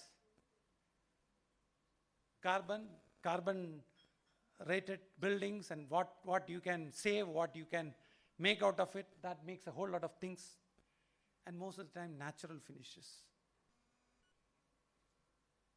Engineered, cultured, whatever said and done, many of the clients and the experience level are more towards the natural finishes, which are part of the regenerative, sustainable architecture. So we call it an atelier experience equally at home. Home is place where you're personal. Don't get the word home. Personal. Customizable. Today's world, you change your skins, wallpaper, you want to customize everything. The same way. That same attitude, that same thinking will be there in everything. The built envelope has that aspect. And campus or everything is a private corporation. Listening, evolving, compose, craft, inhabit, coexisting.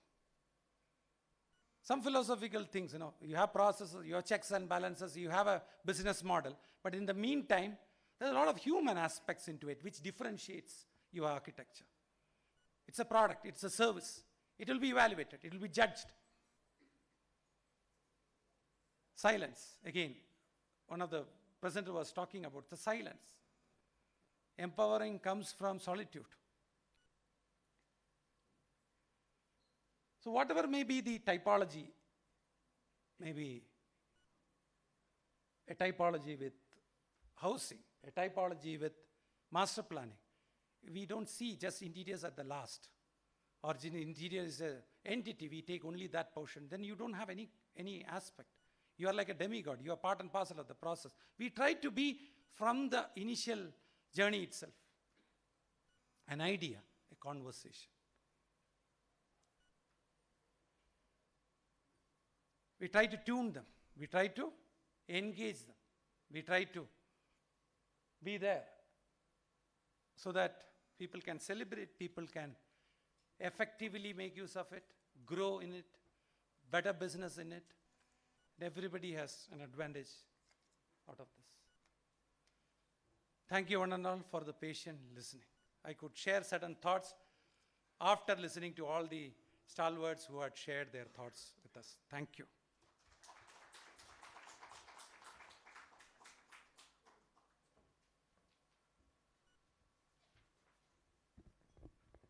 Thank you very much, sir. Well, ladies and gentlemen, we now head to the final session of the evening, post which we will have the awards ceremony.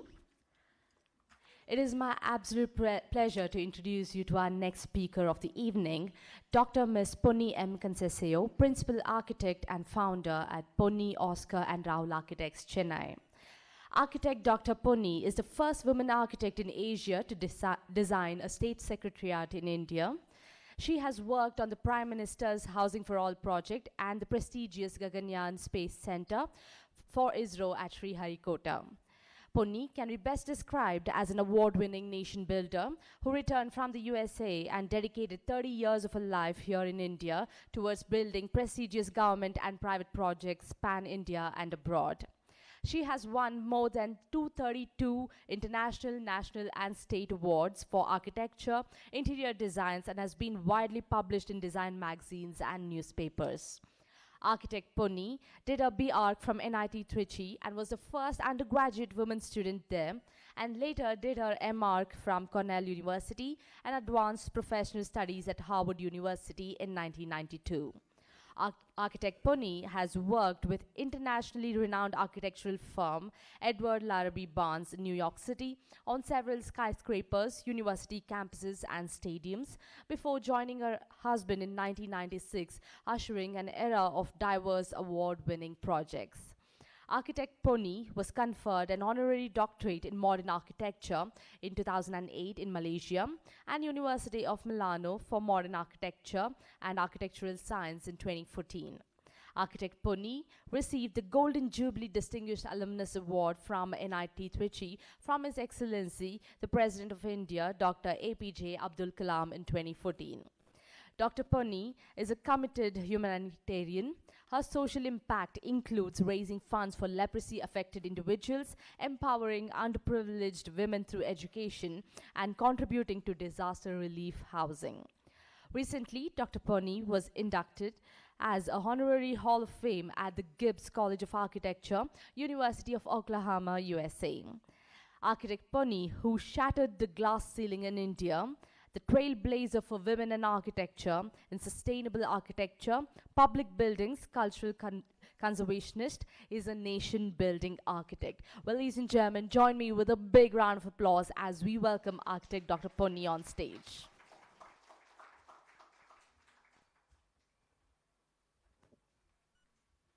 Good evening, everyone. I'm going to try to make this as brief as possible.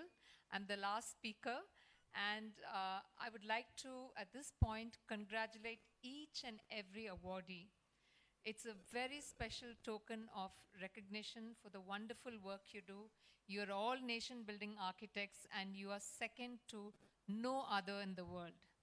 We are the best, we strive to be the best, and we will build an India that is going to be amazing and wonderful. So today I'm going to talk about designing for wellness and sustainability of the 21st century. You see, after COVID, there was a sea change in how architects perceive the built environment, especially interiors.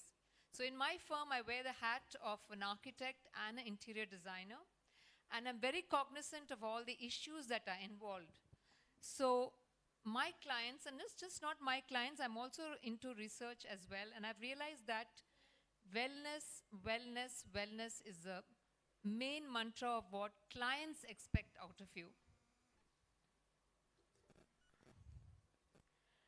Holistic design is the bird's eye view of spatial experience. Its elements are aesthetics, sustainability, and spirituality. Strangely, spirituality has crept into the design vocabulary. People expect that out of you. And it also means designing for the whole persona. Architects and designers have the opportunity to create environments that support health, happiness, and harmony for all through holistic design.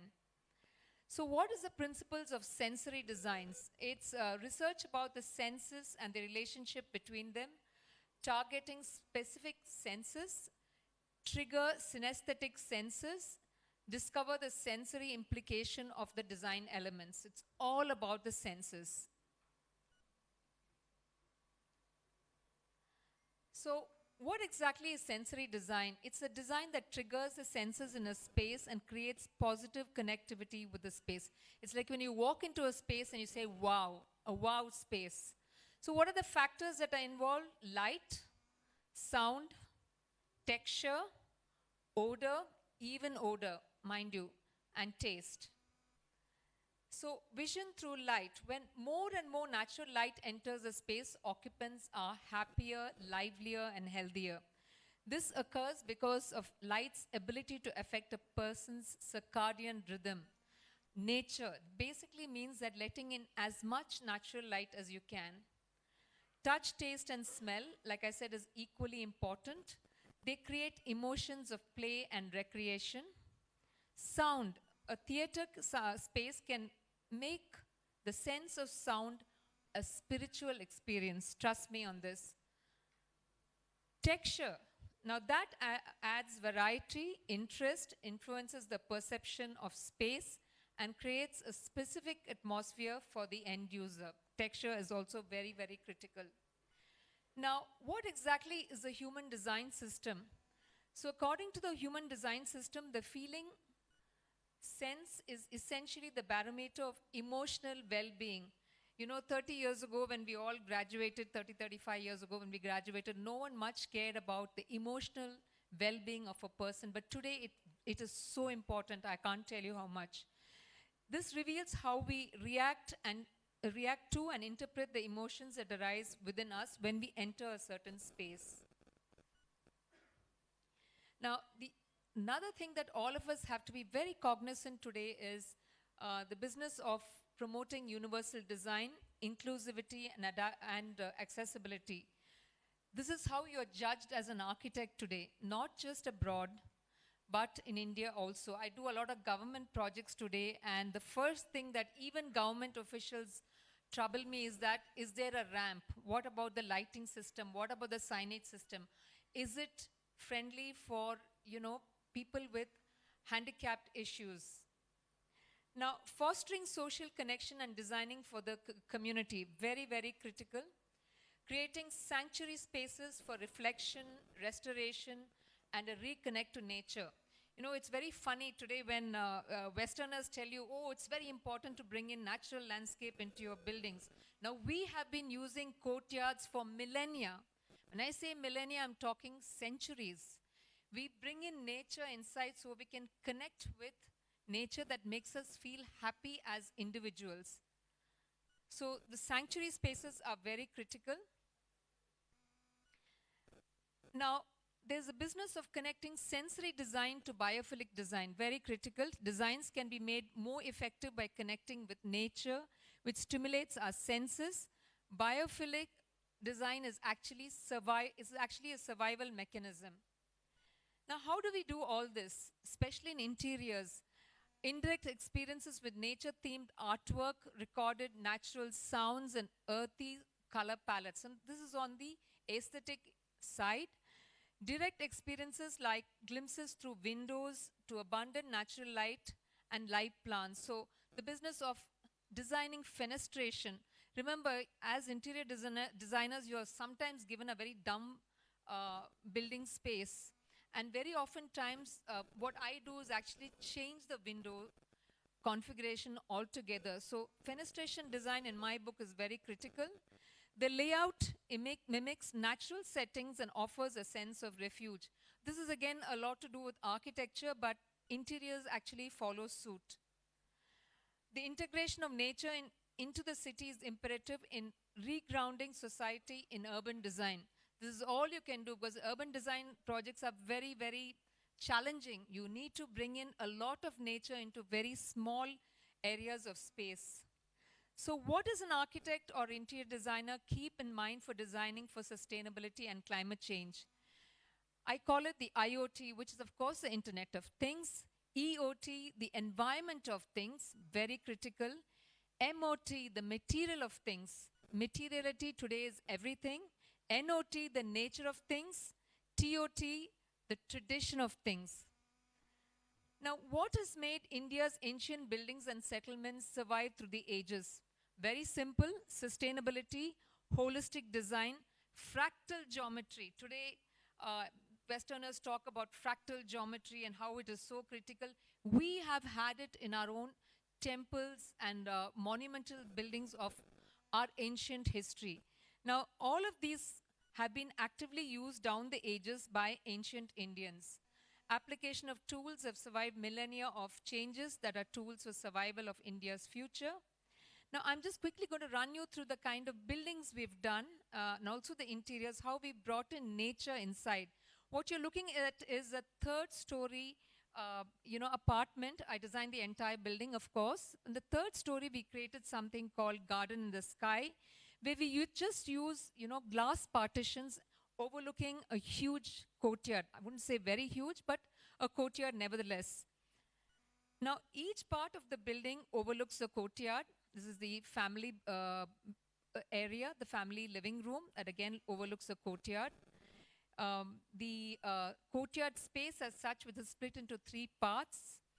The different elements of the courtyard, and of course we brought in the puja. There's no puja room in this particular apartment. We just had a little niche out there with the different deities and the colors that emulate the energies of the religious entities. The formal living room is also overlooking the courtyard. Again, we used just glazing. So then that brought in the complete view of the outside, inside, into the inside. So this is what I call, you bring in the unbuilt space into the built space and vice versa. Of course, this is the bedroom, again overlooking the courtyard, done up in very nature-oriented themes. The kitchen too overlooks the courtyard, done in very natural materials. And here's something I learned from clients. You know, it's very funny. After 30 years of practice, I can tell you there is a lot you can learn from clients. And this particular client taught me the value of using natural materials. And why natural materials? Because they emit a certain energy. You're all young designers, and it'll take you a while to learn that using natural materials brings in a lot of positive energy into spaces. Now, this is a residence we did for Dr. Amin, Dato Amin in Kuala Lumpur. Here's a doctor who had hospitals all over the country, used us. The reason is he wanted somebody who could bring in Chettinad architecture, which is South Indian, fusing into Malaysian architecture. You can see these long corridors and patios that actually serve as barriers before into the actual living spaces. All of these elements, 40 columns were made in Venge wood from Chennai and shipped to Kuala Lumpur. We had all kinds of materials from all across the world. Those are Spanish tiles that you're looking at. And the entire space again looked into a semi-courtyard. Here you had the built spaces merging into the unbuilt spaces. These are, of course, the living areas, formal hall areas for men and women. The gazebo, which emulated the architecture of the house. Another residence actually an addition in Chennai is just 1,000 square feet lounge space that fit into the original building overlooking a pool. And again here there was this philosophy of bringing in the unbuilt space into the built space and then back into the unbuilt area, which is a garden. So this is a space overlooking the pool, and you can see the garden beyond on the opposite side. We've done a lot of hospitality projects. This is the Sandy Waves Resort in Havelock Island, Andamans, where we used a lot of contextual architecture. We took the island architecture in terms of the kind of materials we used inside, and of course the roof forms, plenty of wood. Amazing, amazing project. Now, we did the Lee Meridian Hotel in Coimbatore, a 253-key property. Again, done in very, very contemporary style, but we brought in this element of a temple tank in front, and you can see the mandap in the center, which is very, very usual. But you see that in, tank complexes before temples. So then the point is you bring in traditional concepts into modern architecture and interiors. This is what I said, the temple tank and the mandap in the center. And of course, the beautiful swimming pool. What we did inside is use a lot of modern design vocabulary using very, very colorful and interesting kind of furniture and light fittings. The grand ballroom, the fancy lighting that was specifically designed for this. And of course, this is the leather bar in Accord Metropolitan Hotel in Pondicherry. A lot of leather was used, mother of pearl in the display cases, Italian marble, and of course, very interesting lighting. See, that's the beauty of interiors, you know. You can play with so many elements, so many materials. We are looking at the Menorah Hall, which is the sisters' residence in Church Park Convent in Chennai, where I am an alumni of. Now, this is again a very Portuguese-style building, and you can see the interiors are very, very modest, but that overlooks a very organic courtyard. A courtyard actually just meanders through the building. I'll end my presentation with the crown jewel of our projects, that is the Telangana State Secretariat in Hyderabad. This was won through a competition, didn't fall into a lapse. This was selected because we presented a design that was very evocative of the history of Telangana. This is the reflection of the beautiful building on the Hussain Sagar Lake. A very interesting lighting design. I worked with Philips on this. We used again a lot of materials, and you know what? Today's situation has changed. COVID brought in this issue of using local materials and local labor. And the same thing is happening in the time of war that we live in. We've all realized that shipping in energy from the Middle East is probably not the best of ideas. We can't help it right now, but they are all disruptive elements. And we as architects have to look at ways and means to circumvent challenges like this.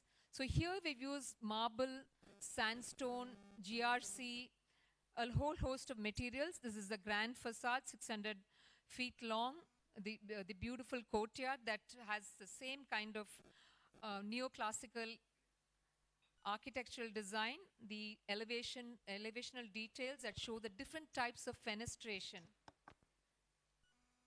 And I'll just walk you through the interiors. This is the tallest doors ever for a secretariat. Again, here we use something called contextualism. This is the Bidri artwork that we find in Telangana. As you enter the building inside, this is the corridors of power.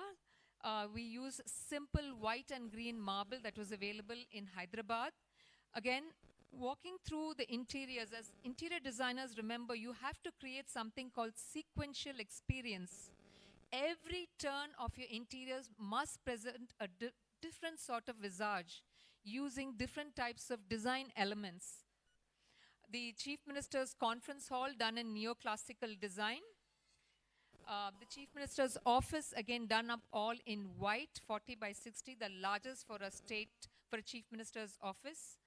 The VIP lounge, which is done in neoclassical French design. So as interior designers and architects, our knowledge of the different styles of architecture has to be there. Why? Because today's clients are very aware. They know what they want. Their briefs are very, very clear, and there's this sometimes very annoying search engine called Google.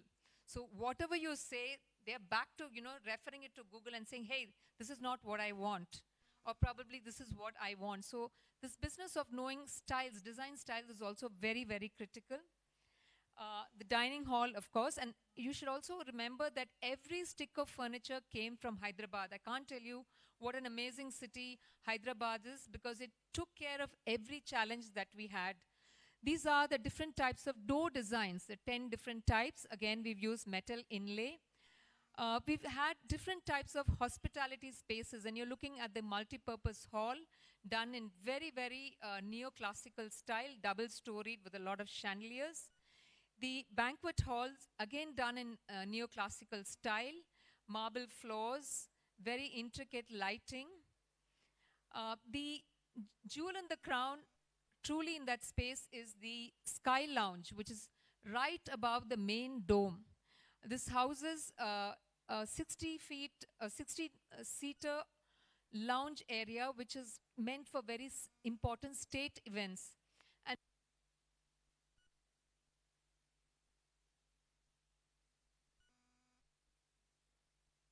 space you would find being circular at 265 feet high. If you took a spin, you could see the entire part of Hyderabad, visage of Hyderabad. Now, this is the Grand Library and Science Center. And if you notice, all of our designs are kind of schizophrenic. We do very, very classical designs. We also do very neoclassical designs and also extremely modern designs. This is the Grand Library and Science Center that is being finished in Coimbatore as we speak.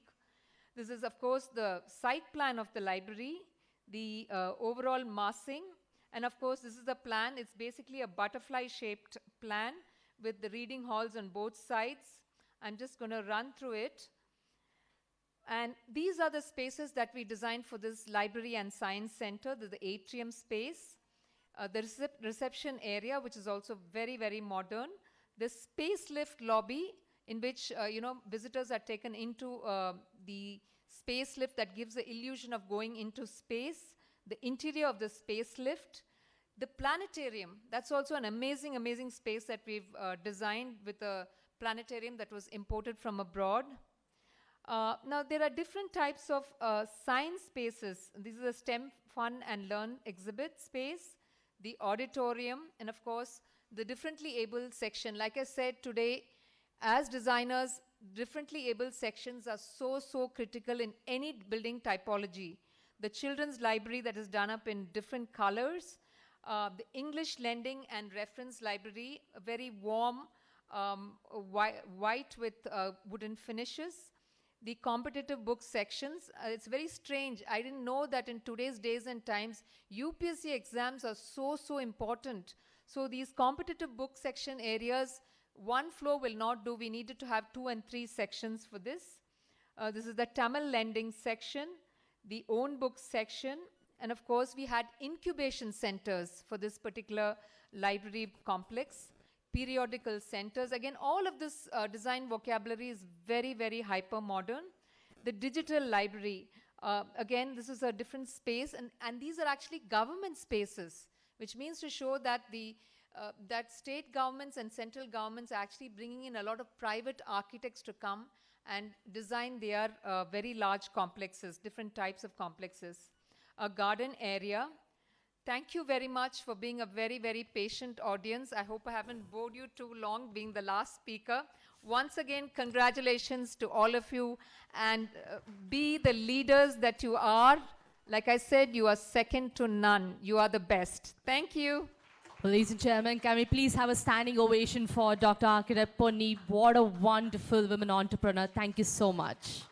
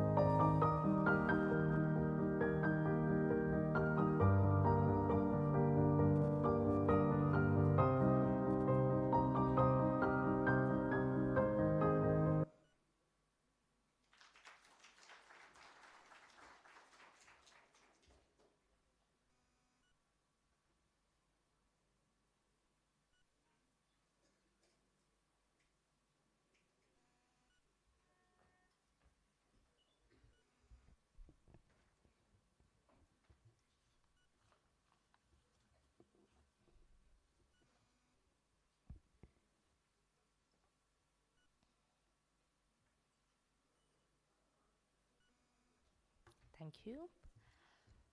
Well, ladies and gentlemen, we now have come to a very special moment, the unveiling of the cover page of the first print edition of Architecture Herald. Well, this inaugural edition is particularly significant as it proudly features architect Shailja Aasti from Sublime Spaces and Places. And to mark this occasion, may I kindly invite Ms. Shailja to kindly join us on stage. I would also like to invite our dignitaries to please join us on stage to unveil the cover page.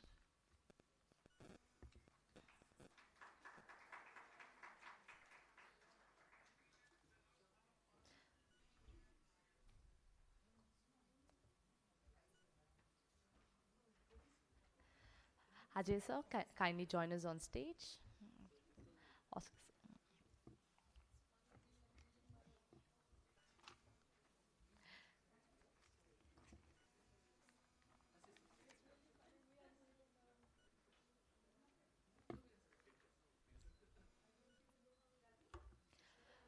Well, ladies and gentlemen, this is the first print edition of Architecture Herald 3, 2, 1, and here we have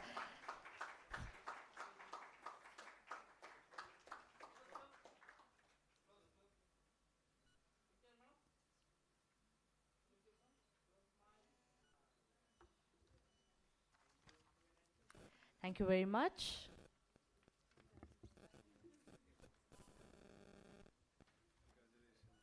Congratulations.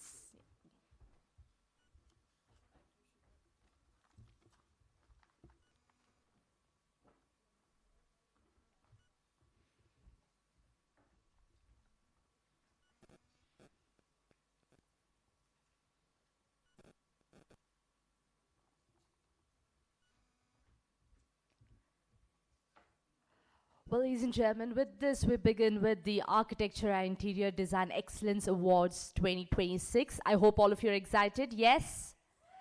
Fantastic. All right.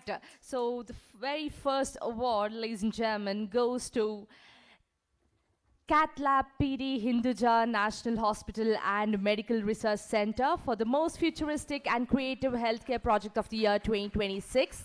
And to give away the award, may I request Oscar sir and Trupti ma'am to please join us on stage.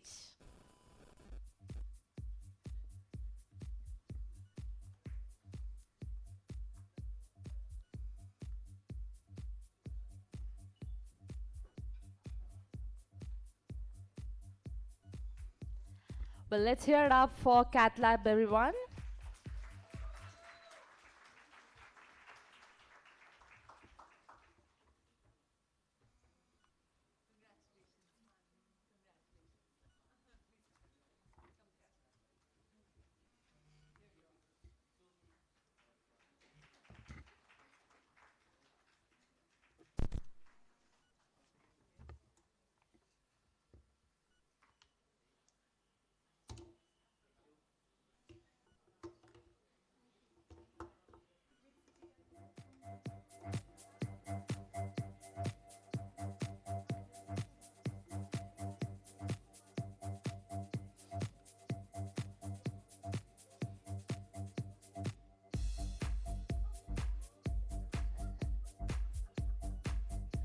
Well, congratulations.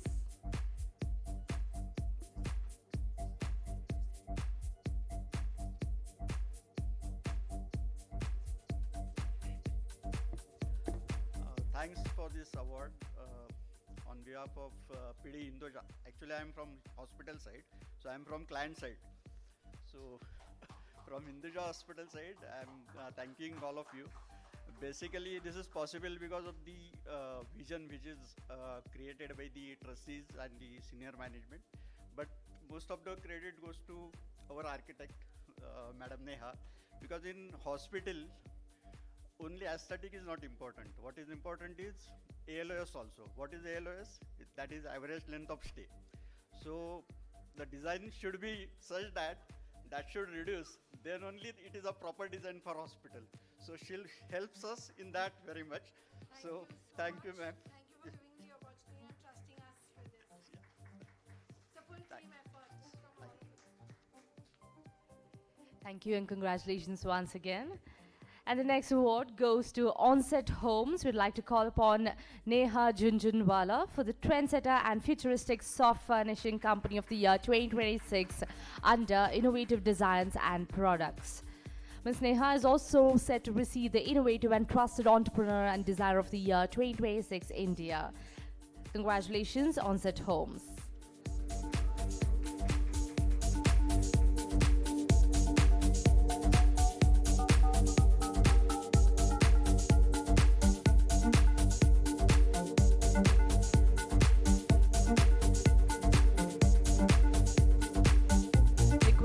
Representatives from HS Interiors, Workspaces Private Limited, to please join us towards the right side of the stage in the interest of time.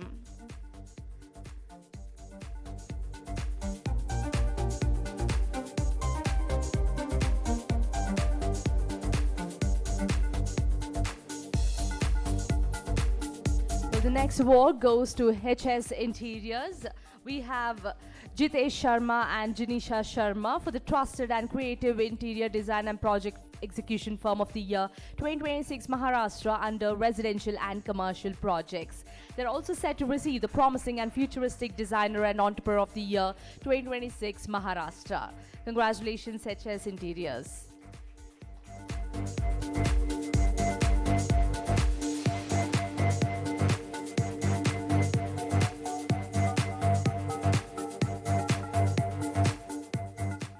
But the next award goes to Workspaces Private Limited. We have Hemant Veluri and Abhijit Naik for the Futuristic and Innovative Design Tech Firm of the Year 2026 under Technology and AI Design. They're also set to receive the Most Promising Entrepreneur of the Year 2026 India. Congratulations, Workspaces Private Limited.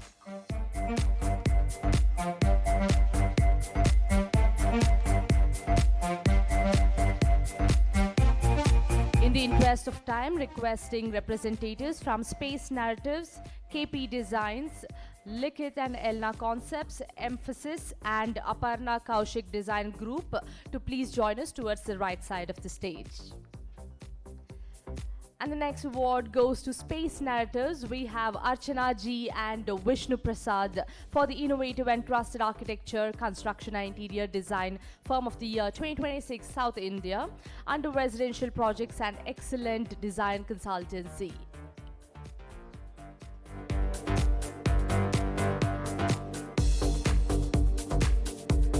Space Narratives is also set to receive the Creative and Most Promising Designer of the Year 2026 Kerala. Congratulations.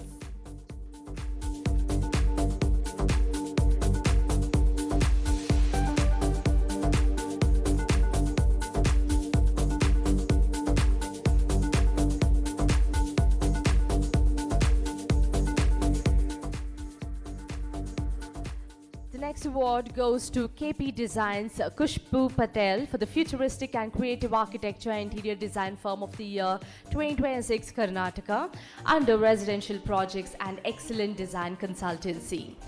Ms. Kushbu is also set to receive the Trusted and Innovative Architect and Designer of the Year 2026 Karnataka.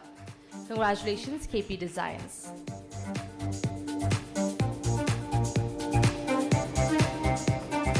Next up, we have Likit and Elna Concepts. We have Likit Job for the Most Futuristic and Trendsetter Interior Design Firm of the Year 2026 Kerala under Hospitality and Commercial Projects. Likit is also set to receive the Most Creative and Trusted Designer and Entrepreneur of the Year 2026 Kerala.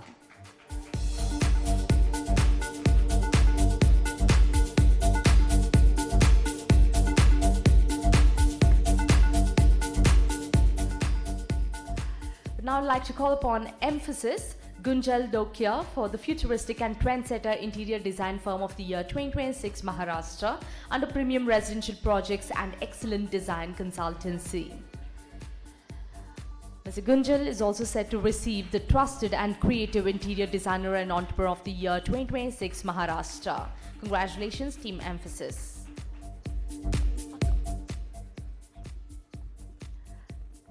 The next award goes to Aparna Kaushik Design Group LLP.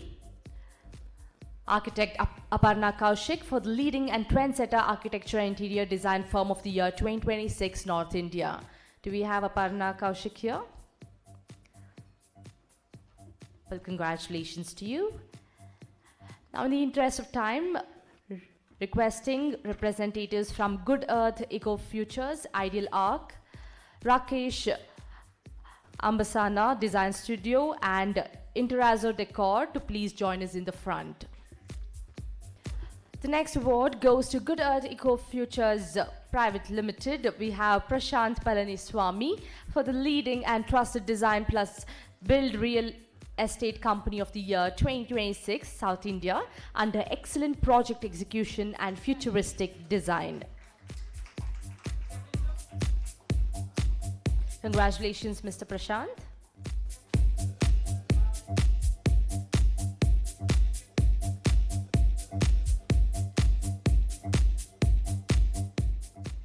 The next award goes to Ideal Arc Kanwarpreet Khurana for the outstanding and innovative architecture interior design firm of the year 2026 North India under residential and commercial projects. Mr. Kanwarpreet is also set to receive the trusted and creative architect and designer of the year 2026 North India.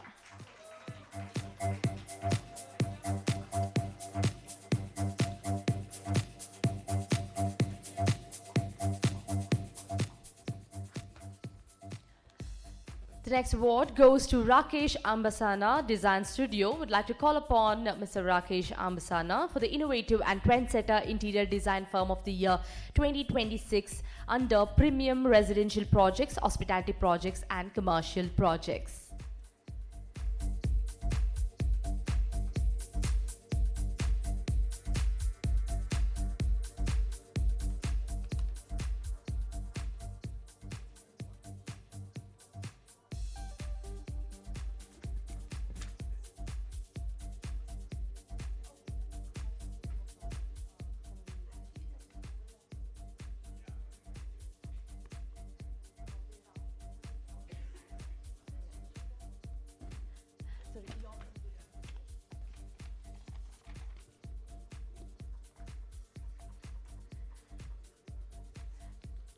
All right, so we have Prashant Palaniswamy from Good Earth Eco Futures Private Limited.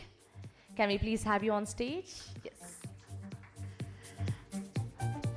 Good Earth Eco Futures Private Limited is receiving the leading and trusted design plus build real estate company of the year 2026 South India under excellent project execution and futuristic design.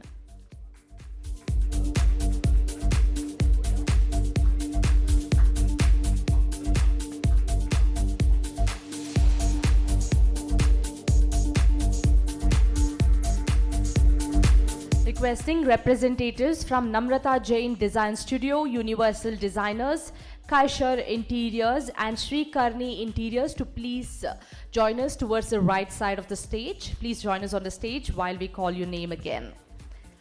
Well, next up, we'd like to call upon Interazzo Decor and Furnishing Private Limited, Priyanka Mehta and Himanshu Arora for the leading and trusted interior design firm of the year 2026 South India under residential projects and excellent consultancy.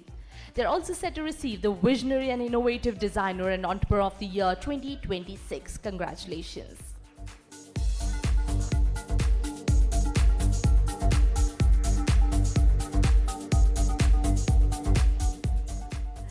The next award goes to Namrata Jain Design Studio, architect Namrata Jain for the trendsetter and futuristic interior design and architectural design firm of the year 2026 South India under residential and hospitality projects. Ms. Architect Namrata is also set to receive the outstanding and trusted architect and interior designer of the year 2026. Congratulations.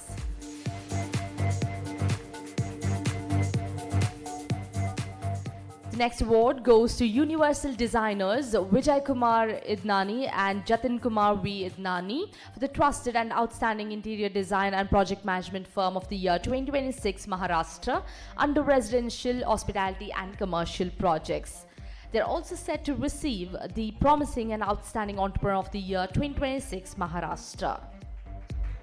Congratulations, Universal Designers.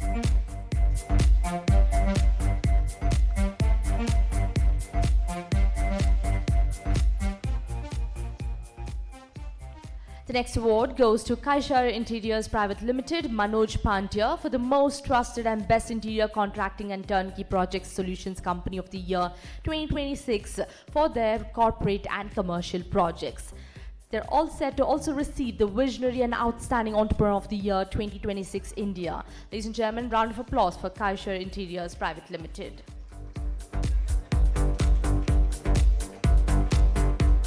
Requesting representatives from Oxen Design Studio, Creative Design Studio, Varam Designs and Elements to please join us towards the right side of the stage. The next award goes to Sri Karni Interior, Premdan K. Ratno for the most trusted and outstanding interior design firm of the year 2026 under hospitality, commercial and residential projects. Premdan is also set to receive the Innovative and Futuristic Entrepreneur of the Year 2026 India. Ladies and gentlemen, big round of applause for Sri Karni Interior.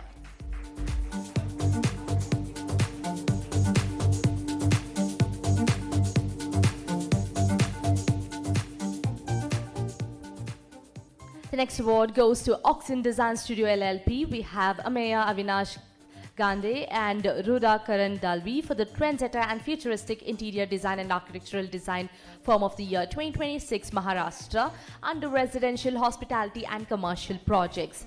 They are also set to receive the Trusted and Innovative Designer of the Year 2026 Maharashtra. Congratulations, Oxen Design Studio.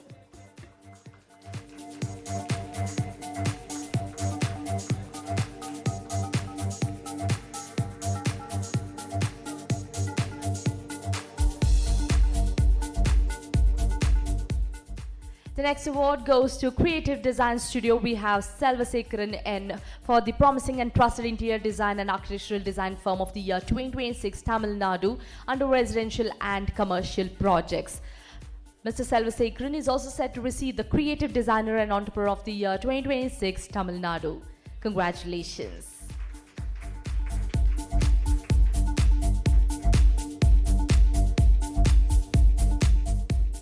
Next up, we have Varam Designs, Varija Reddy for the Outstanding and Innovative Interior Design Firm of the Year 2026 India under Premium Residential Projects and Excellent Design Consultancy. Ms. Varija is also set to receive the Trusted and Most Creative Interior Designer of the Year 2026 India. Congratulations, Varam Designs. Requesting representatives from Stead Arc Build, Studio J, Kalai Designs and Wow Decor to please join us towards the right side of the stage. The next award goes to Elements. We have Neha Changrani and Prashant Changrani for the Leading and Futuristic Architecture and Interior Design Firm of the Year 2026 Maharashtra under Healthcare and Commercial Projects. Ms. Neha is also set to receive the Visionary Interior Designer and Entrepreneur of the Year 2026 Maharashtra. Congratulations, Elements.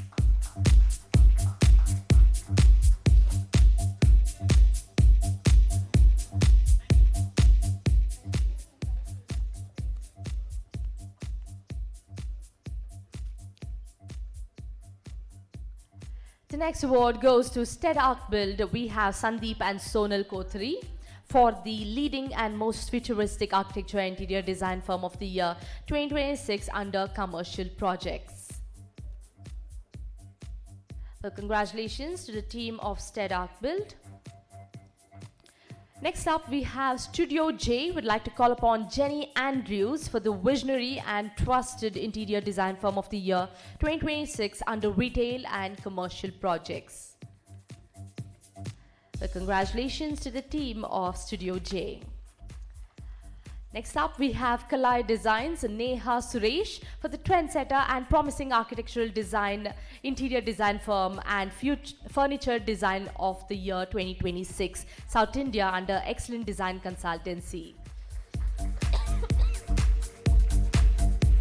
Ms. Neha is also set to receive the Futuristic and Rising Designer of the Year 2026. Congratulations, Kalai Designs. Requesting representatives from D-Stone Architecture, Interior Forest Landscaping, Concept Consortium and Prospective Designs to please join us in the front. The next award goes to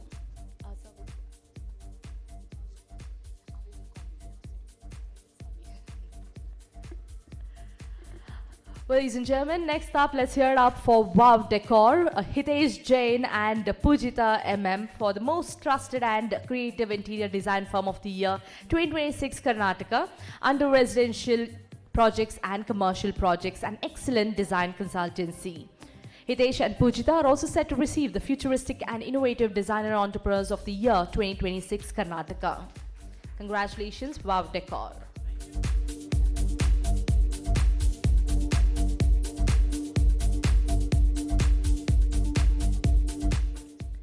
And thank you very much, ma'am and sir, for presenting this set of awards. A big round of applause for them, please. And to present the next set of awards, I would like to call upon Ponyi ma'am and Ajay sir on stage.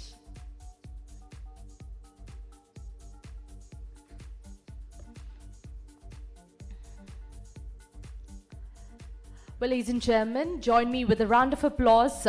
D-Stone Architecture, Niaz V, for the creative and futuristic architectural design and interior design firm of the year 2026 Kerala under residential projects and excellent design consultancy. Mr. Niaz is also set to receive the top 25 promising and trusted designers of the year 2026 India. Congratulations, D-Stone Architecture. For all the award winners, once you receive your awards, please ensure that you also click your pictures at the photo booths. We have one right at the back of the hall. We also have another photo booth right outside. Please ensure that you click pictures with your awards at the photo booths. The next award goes to Interior Forest Landscaping Solutions, OPC Private Limited. We have Saibal Chakraborty for the most innovative and futuristic landscaping firm of the year 2026 under residential commercial projects and vertical gardens. Mr. Saibal is also set to receive the Trusted and Visionary Entrepreneur of the Year 2026 India.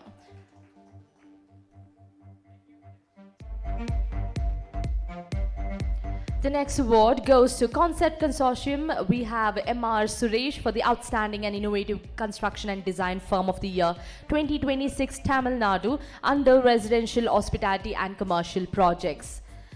They're also set to receive the Visionary and Trusted Entrepreneur of the Year 2026 Tamil Nadu. Congratulations. In the interest of time, requesting the representatives from Nancy Shah Designs, Design Art, Shades Interior Studio and Etigate Design Studio to please join us towards the right side of the stage.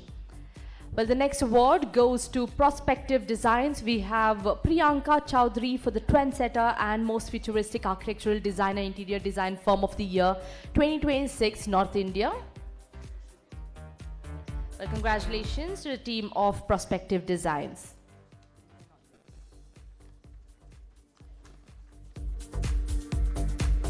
The next award goes to Nancy Shah Designs. We'd like to call upon Nancy Shah for the Creative and Rising Interior Design Firm of the Year 2026 Maharashtra under residential and commercial projects. Ms. Nancy is also set to receive the Most Promising and Futuristic Interior Designer of the Year 2026 Maharashtra. Congratulations, Nancy Shah Designs.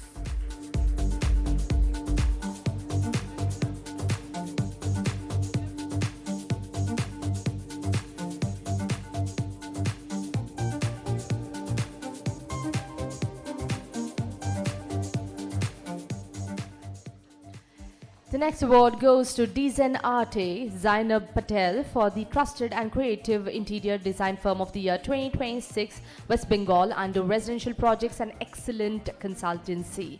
Ms. Zainab is also set to receive the Innovative and Futuristic Interior Designer of the Year 2026 West Bengal. Ladies and gentlemen, a big round of applause for Ms. Zainab.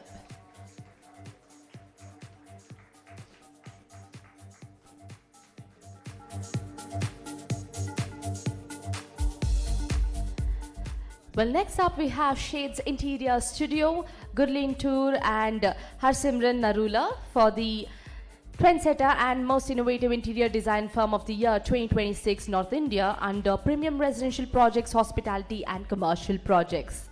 They're also set to receive the Trusted and Futuristic Designer and Entrepreneur of the Year 2026 North India. Congratulations, Shades Interior Studio.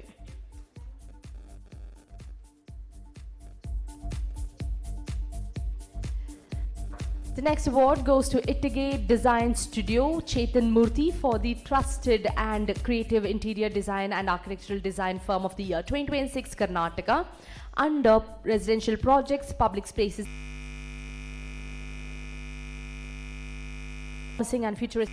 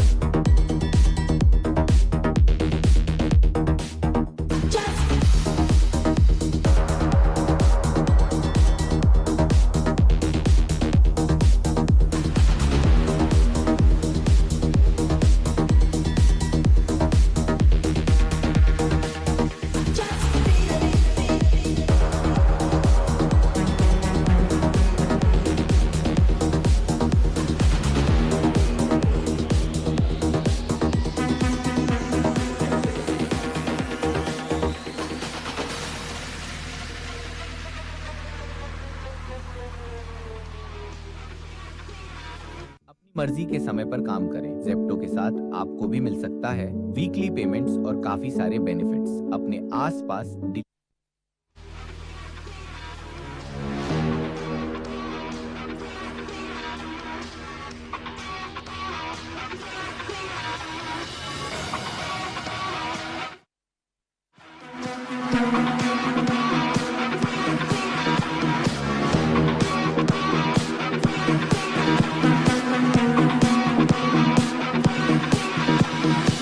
You better run, you better do what you can. Don't run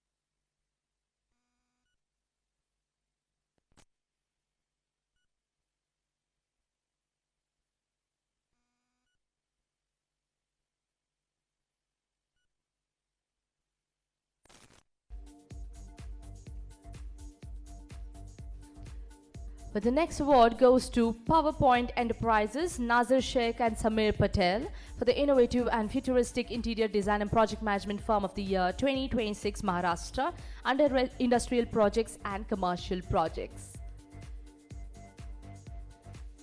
But congratulations to the team of PowerPoint Enterprises.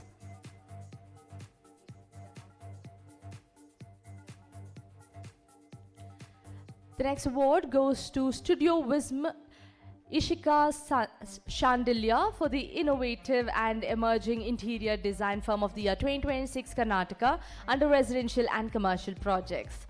Ishika is also set to receive the top 25 rising and trusted interior designers defining next generation spaces.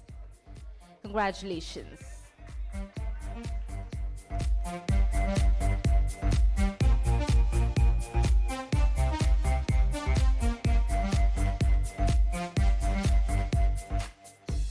The next award goes to Studio Sal. We have Saloni Agrawal for the Innovative and Promising Interior Design Firm of the Year 2026 Karnataka under Residential and Commercial Projects. Ms. Saloni is also set to receive the top 25 trusted and rising interior designers defining next generation spaces. Congratulations, Studio Sal.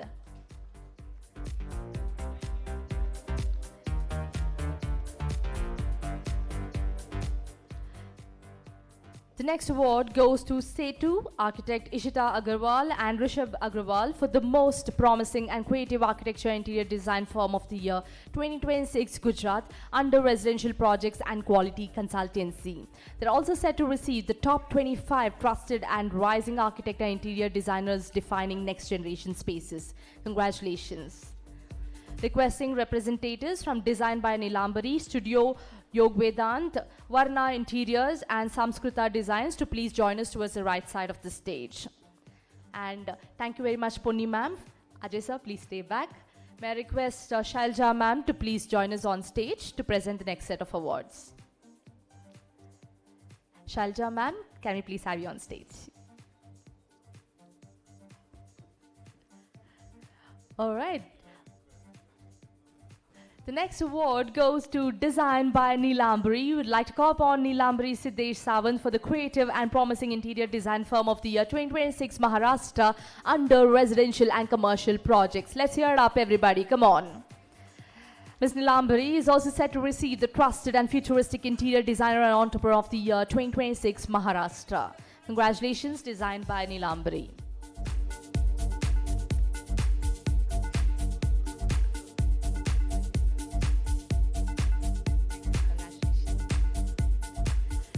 The next award goes to Studio Yog Vedant. We have Yog Vedant Poda for the Innovative and Futuristic Art Consultancy and Spatial Design Firm of the Year 2026 under Excellent Design. He's also set to receive the Trusted and Most Promising Entrepreneur of the Year 2026 India. Congratulations, Studio Yog Vedant.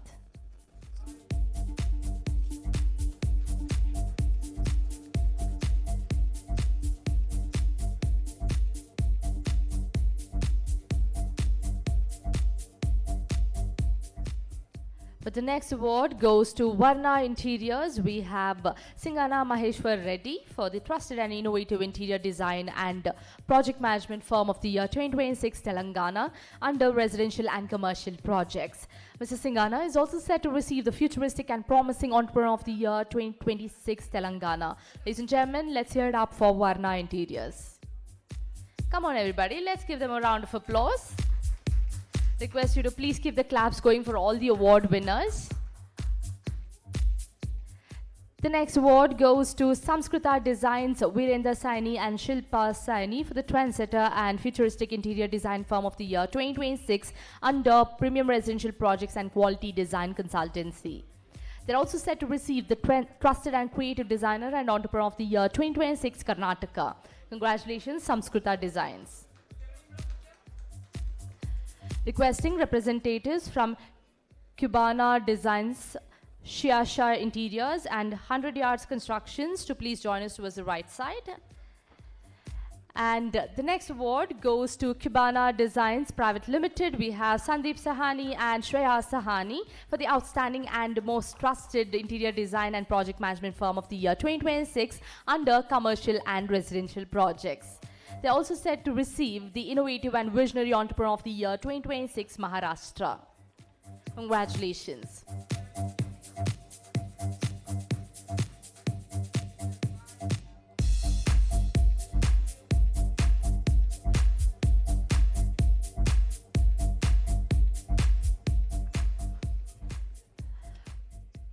Next up, we have Shiasha Interiors, Shivam Sharma and Asha Sharma for the Most Promising and Trendsetter Interior Design Firm of the Year 2026 Karnataka under Residential Projects and Quality Consultancy. They're also set to receive the Futuristic and Rising Entrepreneur and Designer of the Year 2026 Karnataka. Congratulations. Requesting representatives from Artha Atelier, House of Design Studio, Stapatya Designs and Rekha Design Studio to please join us towards the right side of the stage. The next award goes to 100 Yards Constructions and Consultancy Private Limited. We have Manjunath and Suhas for the trusted and most promising interior design and construction firm of the year 2026 Karnataka under residential and commercial projects. Ladies and gentlemen, let's give them a round of applause as they also back the futuristic and rising entrepreneur of the year 2026 Karnataka.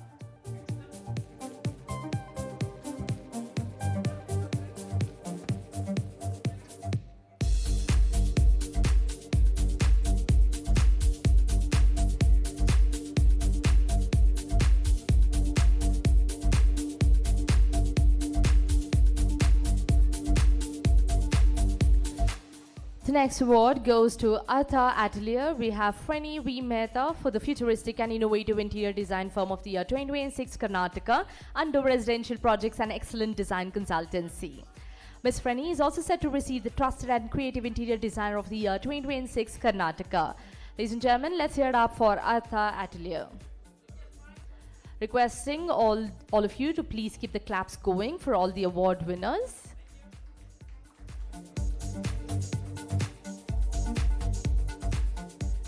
Well, next up we have House of Design Studio, Mahek Karya Sheke and Danshri Bansali for the promising and trendsetter interior design firm of the year 2026 Maharashtra under residential and commercial projects. They're also set to receive the top 25 trusted and rising interior designers defining next generation spaces. Congratulations, House of Design Studio.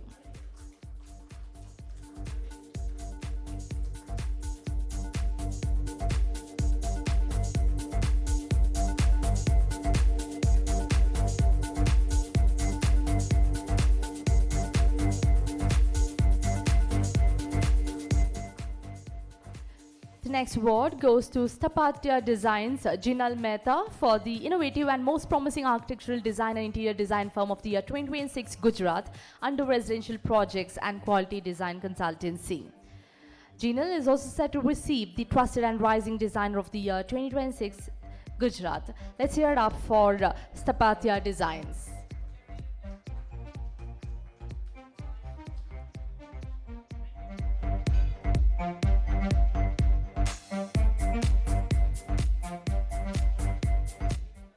The next award goes to Rekha Design Studio, architect Aman Goel for the trusted and creative architecture and interior design firm of the year 2026 Odisha for their residential and commercial projects.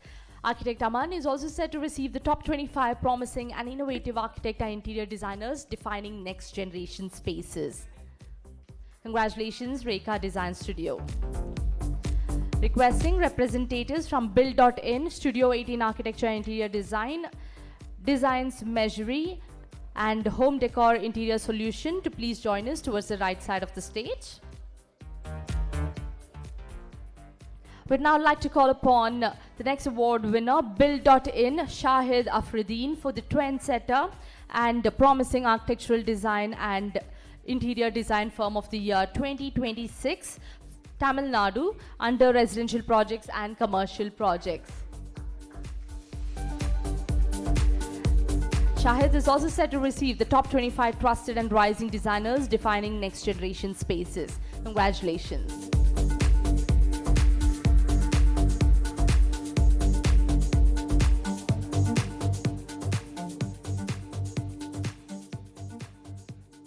The next award goes to Studio 18 Architecture and Interior Design. We have architect Varun Murali for the promising and innovative interior design firm of the year 2026 Tamil Nadu under residential projects and excellent consultancy.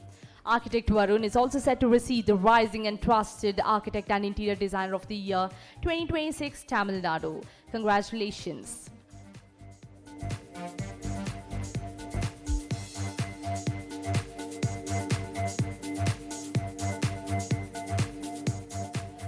The next award goes to Designs Measuracy, Sahil Sheikh for the trusted and promising interior design and architectural design firm of the year 2026 Maharashtra under residential and commercial projects. Sahil is also set to receive the creative and rising designer and entrepreneur of the year 2026 Maharashtra. Congratulations. Requesting representatives from Four Line Designer, All Things Design, LeBlanc Interior and Azure Vivant Interiors to please join us towards the right side of the stage. The next award goes to Home Decor Interior Solution, Suraj Kumar Rana for the most promising and creative interior design firm of the year 2026 Maharashtra under residential projects and quality consultancy. Suraj Kumar Rana is also set to receive the trusted and rising designer and entrepreneur of the year 2026 Maharashtra.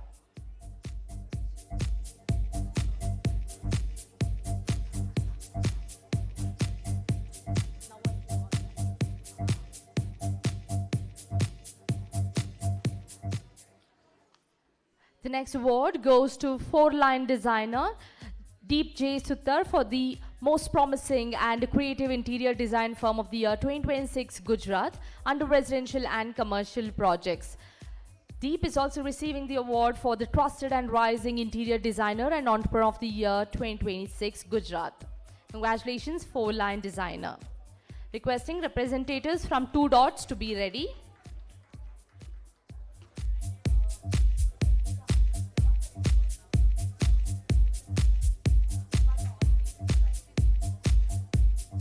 The next award goes to All Things Design. We have Urvi Kataria for the trendsetter and creative interior design firm of the year 2026 Maharashtra under commercial projects and excellent consultancy. Urvi is also set to receive the futuristic and innovative interior designer and entrepreneur of the year 2026 Maharashtra. Congratulations, All Things Design.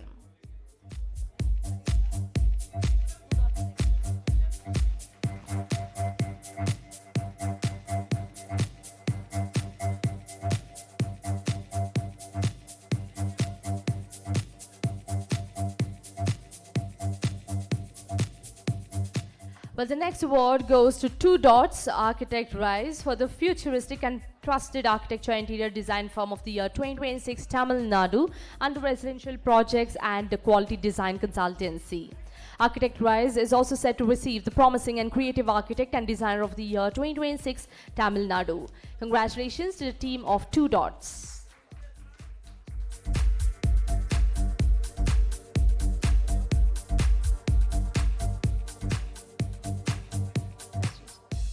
The next award goes to LeBlanc Interior, Mahesh Babu, Sujata and Rajan for the trusted and creative interior design firm of the year 2026 Tamil Nadu under residential projects and excellent service. They're also set to back the most promising and innovative entrepreneur of the year 2026 Tamil Nadu. Congratulations, LeBlanc Interiors.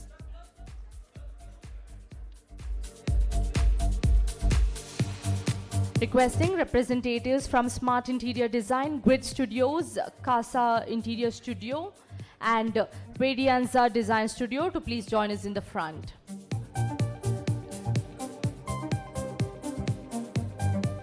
Well, ladies and gentlemen, with a big round of applause, let's welcome the next award winner, Azure Vivant Interiors. We have Ms. Ashwini Ugale for the innovative and rising interior design firm of the year 2026 Maharashtra under residential projects and quality consultancy. Ms. Ashwini is also set to receive the trusted and promising interior designer of the year 2026 Maharashtra. Let's hear it up for Azure Vivant Interiors.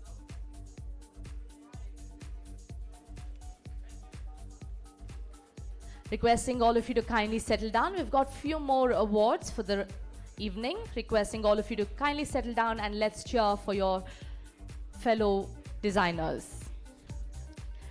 The next award goes to Smart Interior Design. We have Archie Hiranya for the Promising and Creative Interior Design Firm of the Year 2026 from Andhra Pradesh and Telangana under residential and commercial projects. Archie is also set to receive the Rising and Trusted Interior Designer and Entrepreneur of the Year 2026 Andhra Pradesh. Congratulations, Smart Interior Design.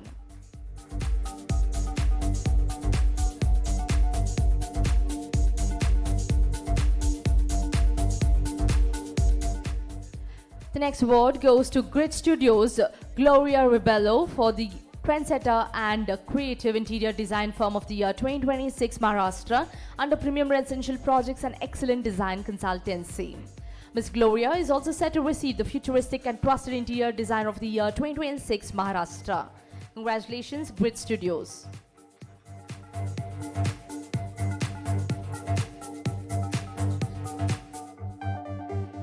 The next award goes to Casa Interior Studio. We have Dhruv Shah for the Creative and Futuristic Interior Design Firm of the Year 2026 Gujarat under Residential Projects and Excellent Design Consultancy. Dhruv is also set to receive the Trusted and Most Promising Interior Designer and Entrepreneur of the Year 2026 Gujarat. Congratulations, Casa Interior Studio. Requesting representatives from Wild Hub Design Private Limited and Inch by Inch Design Studio to please join us in the front. Well, ladies and gentlemen, with a big round of applause, let's welcome the next award winner, Radianza Design Studio Vikrant Kakade for the Creative and Trusted Interior Design Firm of the Year 2026 Maharashtra under Residential and Commercial Projects. Vikrant is also set to receive the Promising and Futuristic Designer and Entrepreneur of the Year 2026 Maharashtra. Well, congratulations, Radianza Design Studio.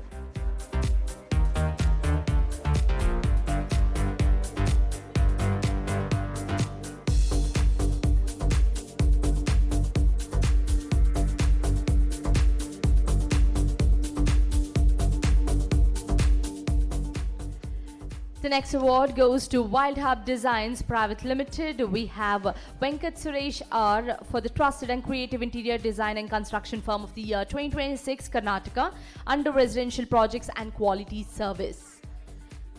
Do we have the team from Wild Hub Designs Private Limited? So congratulations to you. Last but not the least, we have Inch by Inch Design Studio. We have architect Swati Pawar and interior designer Vikram Pawar for the Trusted and Futuristic Architecture Interior Design Firm of the Year 2026 Maharashtra. Well, congratulations to the team of Inch by Inch Design Studio. And thank you very much, ladies and gentlemen. Thank you for presenting this set of awards. Big round of applause for them. And big round of applause for all the award winners of the Architecture Interior Design Excellence Awards 2026. Big round of applause, ladies and gentlemen. Come on. Thank you so much. And also a special mention to this table here in the center. Only they have been cheering for everybody throughout the night. So special mention to you guys. Well, thank you so much, all of you, for joining us here today. It is wonderful to have all you folks out here. Congratulations, dinner is being served. Please go ahead, enjoy yourselves. And for all the award winners, don't forget to click pictures at the backdrops. We have one backdrop right here at the back and one right outside in the dining area. Please go ahead and help yourselves and enjoy your night. We will resume with the virtual awards in 5 minutes. Thank you.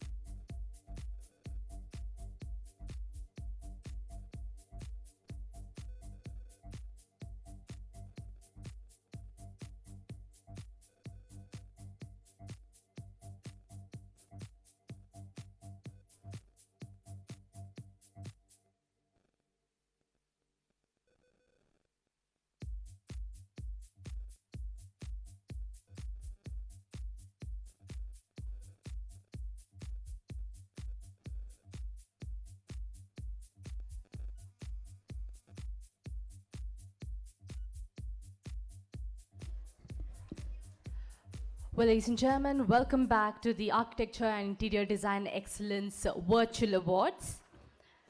The first award goes to Riddhi Pandav Interiors. Riddhi Pandav.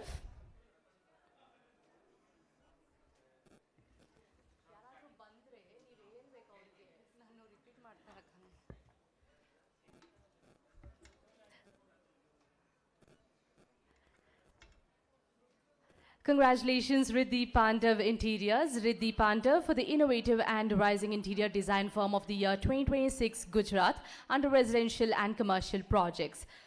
They're also set to receive the top 25 promising interior designer defining next generation spaces. Congratulations, Riddhi Pandav Interiors. Congratulations, Design Theory, Prajakta Bharti, for the trendsetter and creative interior design and project management firm of the year 2026 Maharashtra under premium residential projects and commercial projects. They're also set to receive the futuristic and trusted interior designer of the year 2026 Maharashtra. Congratulations, Design Theory. Congratulations, Cloum India. Ridhima Singla for the trusted and visionary Pinchwai art platform of the year 2026 India under India Art Promotion. She's also set to receive the futuristic and creative entrepreneur of the year 2026 India. Congratulations, Cloum India. Congratulations, Think to Design, Harsha Gupta for the futuristic and creative bespoke marble furniture firm of the year 2026 under Excellent Designs. Harsha is also set to receive the promising and innovative designer of the year 2026. Congratulations, Think to Design. Congratulations, Studio Design Box Private Limited, Karuna Arun and Lalpreet Singh Aulak for the outstanding and innovative interior design and build firm of the year 2026 North India under commercial projects. They're also set to receive the trusted and visionary designer and entrepreneur of the year 2026 North India. Congratulations, Studio Design Box.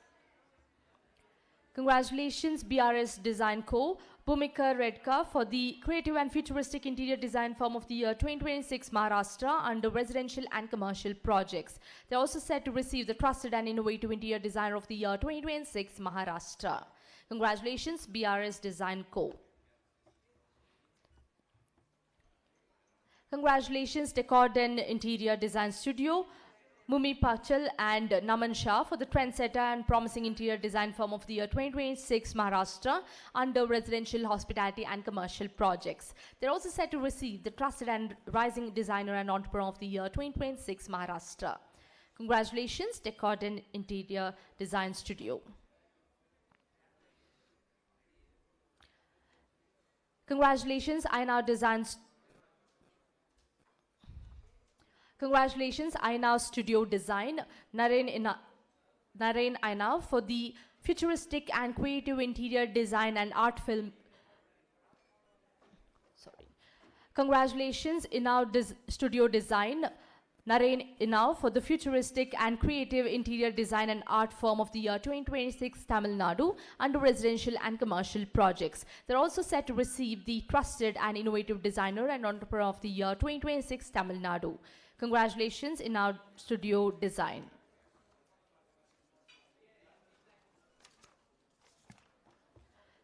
Congratulations, Urban Crescent, Hussain Kachwala, Adnan Bengali and Murtaza Bengali for the innovative and promising interior design and architectural design firm of the year 2026 Gujarat under residential and commercial projects. They're also set to receive the trusted and rising entrepreneur and designer of the year 2026 Gujarat. Congratulations, Urban Crescent.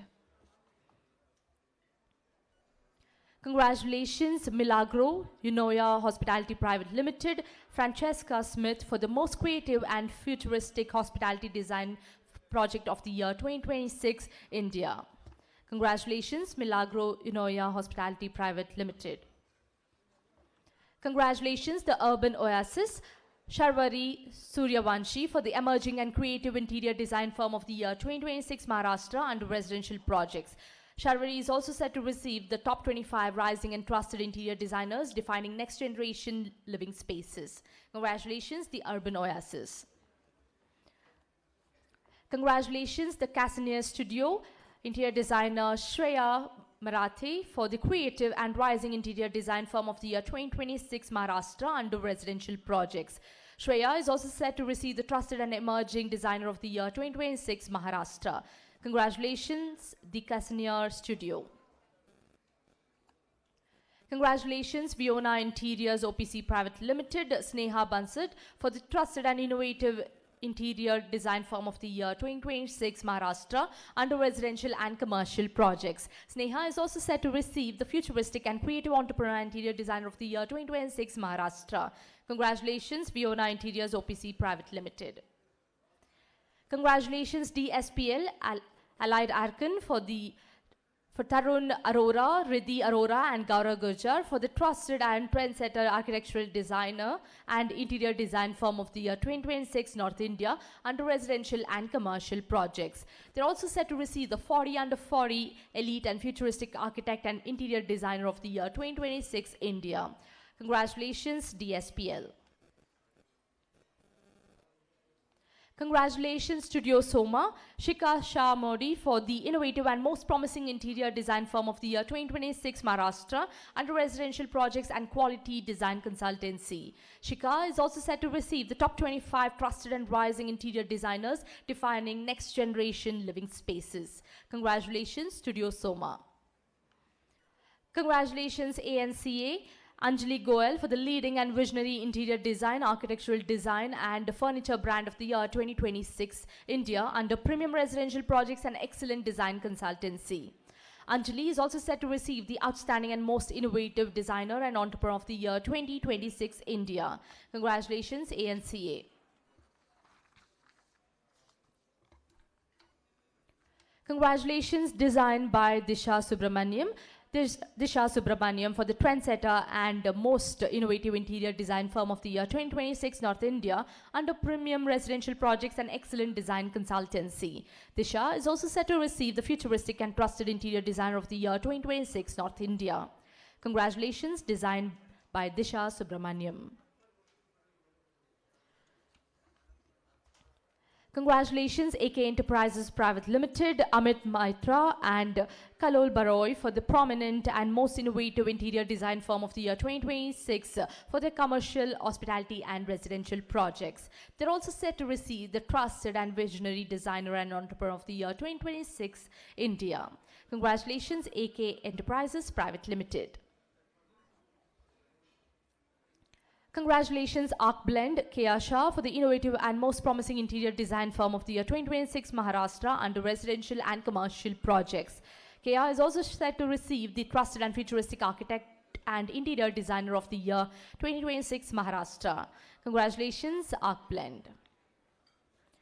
Congratulations, the Design Nest, Archit and Aditi Saraugi for the trendsetter and creative interior design firm of the year 2026 West Bengal under residential and commercial projects.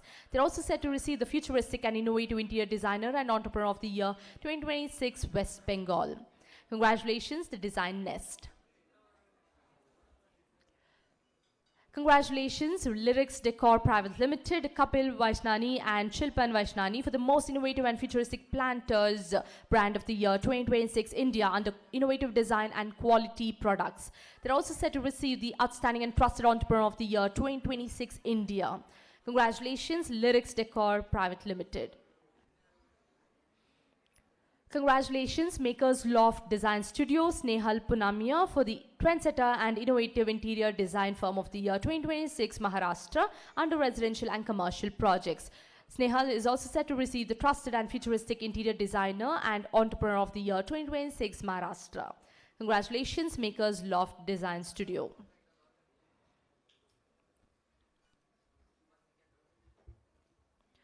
Congratulations, Midas Essentials architect Aishi Vijay Tupe for the trusted and creative architectural design and exhibition space design firm of the year 2026 India under residential and commercial projects. Architect Aishi is also set to receive the trendsetter and promising architect and designer of the year 2026 Maharashtra. Congratulations, Midas Essentials.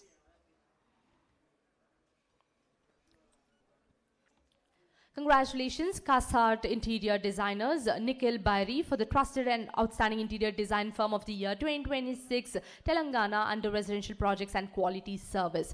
Nikhil is also set to receive the Promising and Creative Entrepreneur and Designer of the Year 2026, Telangana. Congratulations, Kasart Interior Designers.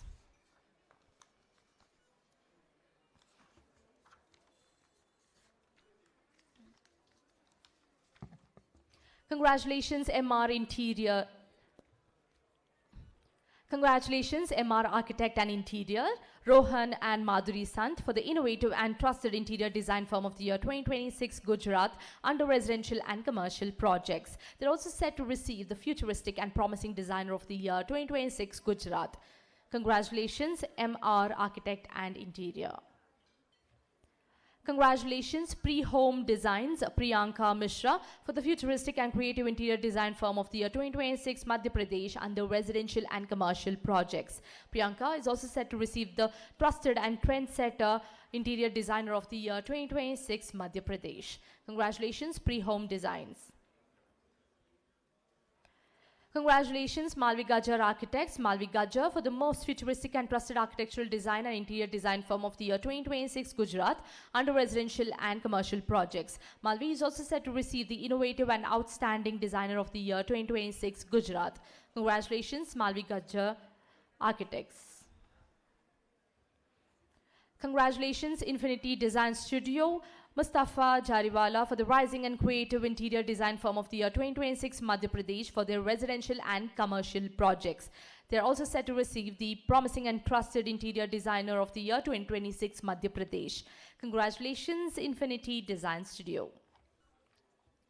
Congratulations, Studio Mark, Manaswi Kakte and Pranika Bange for the Futuristic and Creative Interior Design Firm of the Year 2026, Maharashtra under residential and commercial projects. Manaswi and Pranika are also set to receive the top 25 promising and trusted interior designers defining next generation spaces. Congratulations, Studio Mark. Congratulations, VIP Home, Sanjeev Kumar Tripathi for the Trusted and Outstanding Construction and Interior Design Firm of the Year 2026, Madhya Pradesh under Residential Projects and Excellent Service. They're also set to receive the Innovative and Futuristic Entrepreneur of the Year 2026, Madhya Pradesh. Congratulations, VIP Home. Congratulations, Pack Construction Private Limited, Amit Kumar for the Trusted and Creative Construction and Interior Design Firm of the Year 2026, North India under Quality Service. Amit also receives the Promising and Innovative Designer of the Year 2026, North India. Congratulations, Pack Construction Private Limited. Congratulations, 121 Design, Sanket Patel and Sonali Patel for the Futuristic and Creative Interior Design Firm of the Year 2026, Maharashtra under residential and commercial projects. They're also set to receive the Trusted and Innovative Interior Designer of the Year 2026, Maharashtra. Congratulations, 121 Design.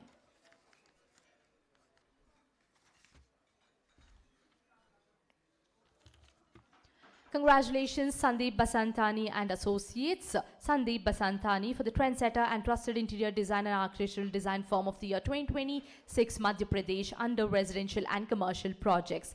Sandeep also receives the Creative and Futuristic Designer of the Year 2026, Madhya Pradesh. Congratulations, Sandeep Basantani and Associates. Congratulations, Square Yards, Tanuj Shori and Kanika Shori for the Visionary and Innovative Real Estate PropTech Company of the Year 2026 under Technology and Real Estate. They are also set to receive the Futuristic and Trusted Entrepreneur of the Year 2026 India. Congratulations, Square Yards. Congratulations, Angan Interior, Pratap Dayal Sharma for the Promising and Creative Interior Design and Construction Firm of the Year 2026, Rajasthan under residential and commercial projects. They're also set to receive the Rising and Trusted Designer and Entrepreneur of the Year 2026, Rajasthan. Congratulations, Angan Interior. Congratulations, Lodha Workspace, Aniket Lodha for the Trusted and Most Innovative Interior Design Firm of the Year 2026 India under Commercial Projects. Aniket Lodha is also set to receive the Creative and Outstanding Entrepreneur and Designer of the Year 2026 India.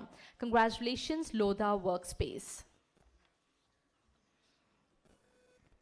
Congratulations, AIIMS, Rivari, Larsen and Toubro Limited, Sham Singh for the Visionary Healthcare Infrastructure Project of the Year, India under Excellence in Architectural Leadership, Healthcare Design. Congratulations, AIIMS, Rivari, Larsen and Toubro Limited. Congratulations, Studio Huga, Rachel Hariharan and Nikita Hariharan for the Trendsetter and Futuristic Interior Design Firm of the Year 2026, South India under Premium Residential Projects and Commercial Projects. They're also set to receive the Trusted and Creative Entrepreneur and Interior Designer of the Year 2026, Tamil Nadu. Congratulations, Studio Huga. Well, ladies and gentlemen, with this we conclude the virtual awards for the Architecture and Interior Design Excellence Awards 2026 Bangalore edition. Well, congratulations to all the award winners. See you next time.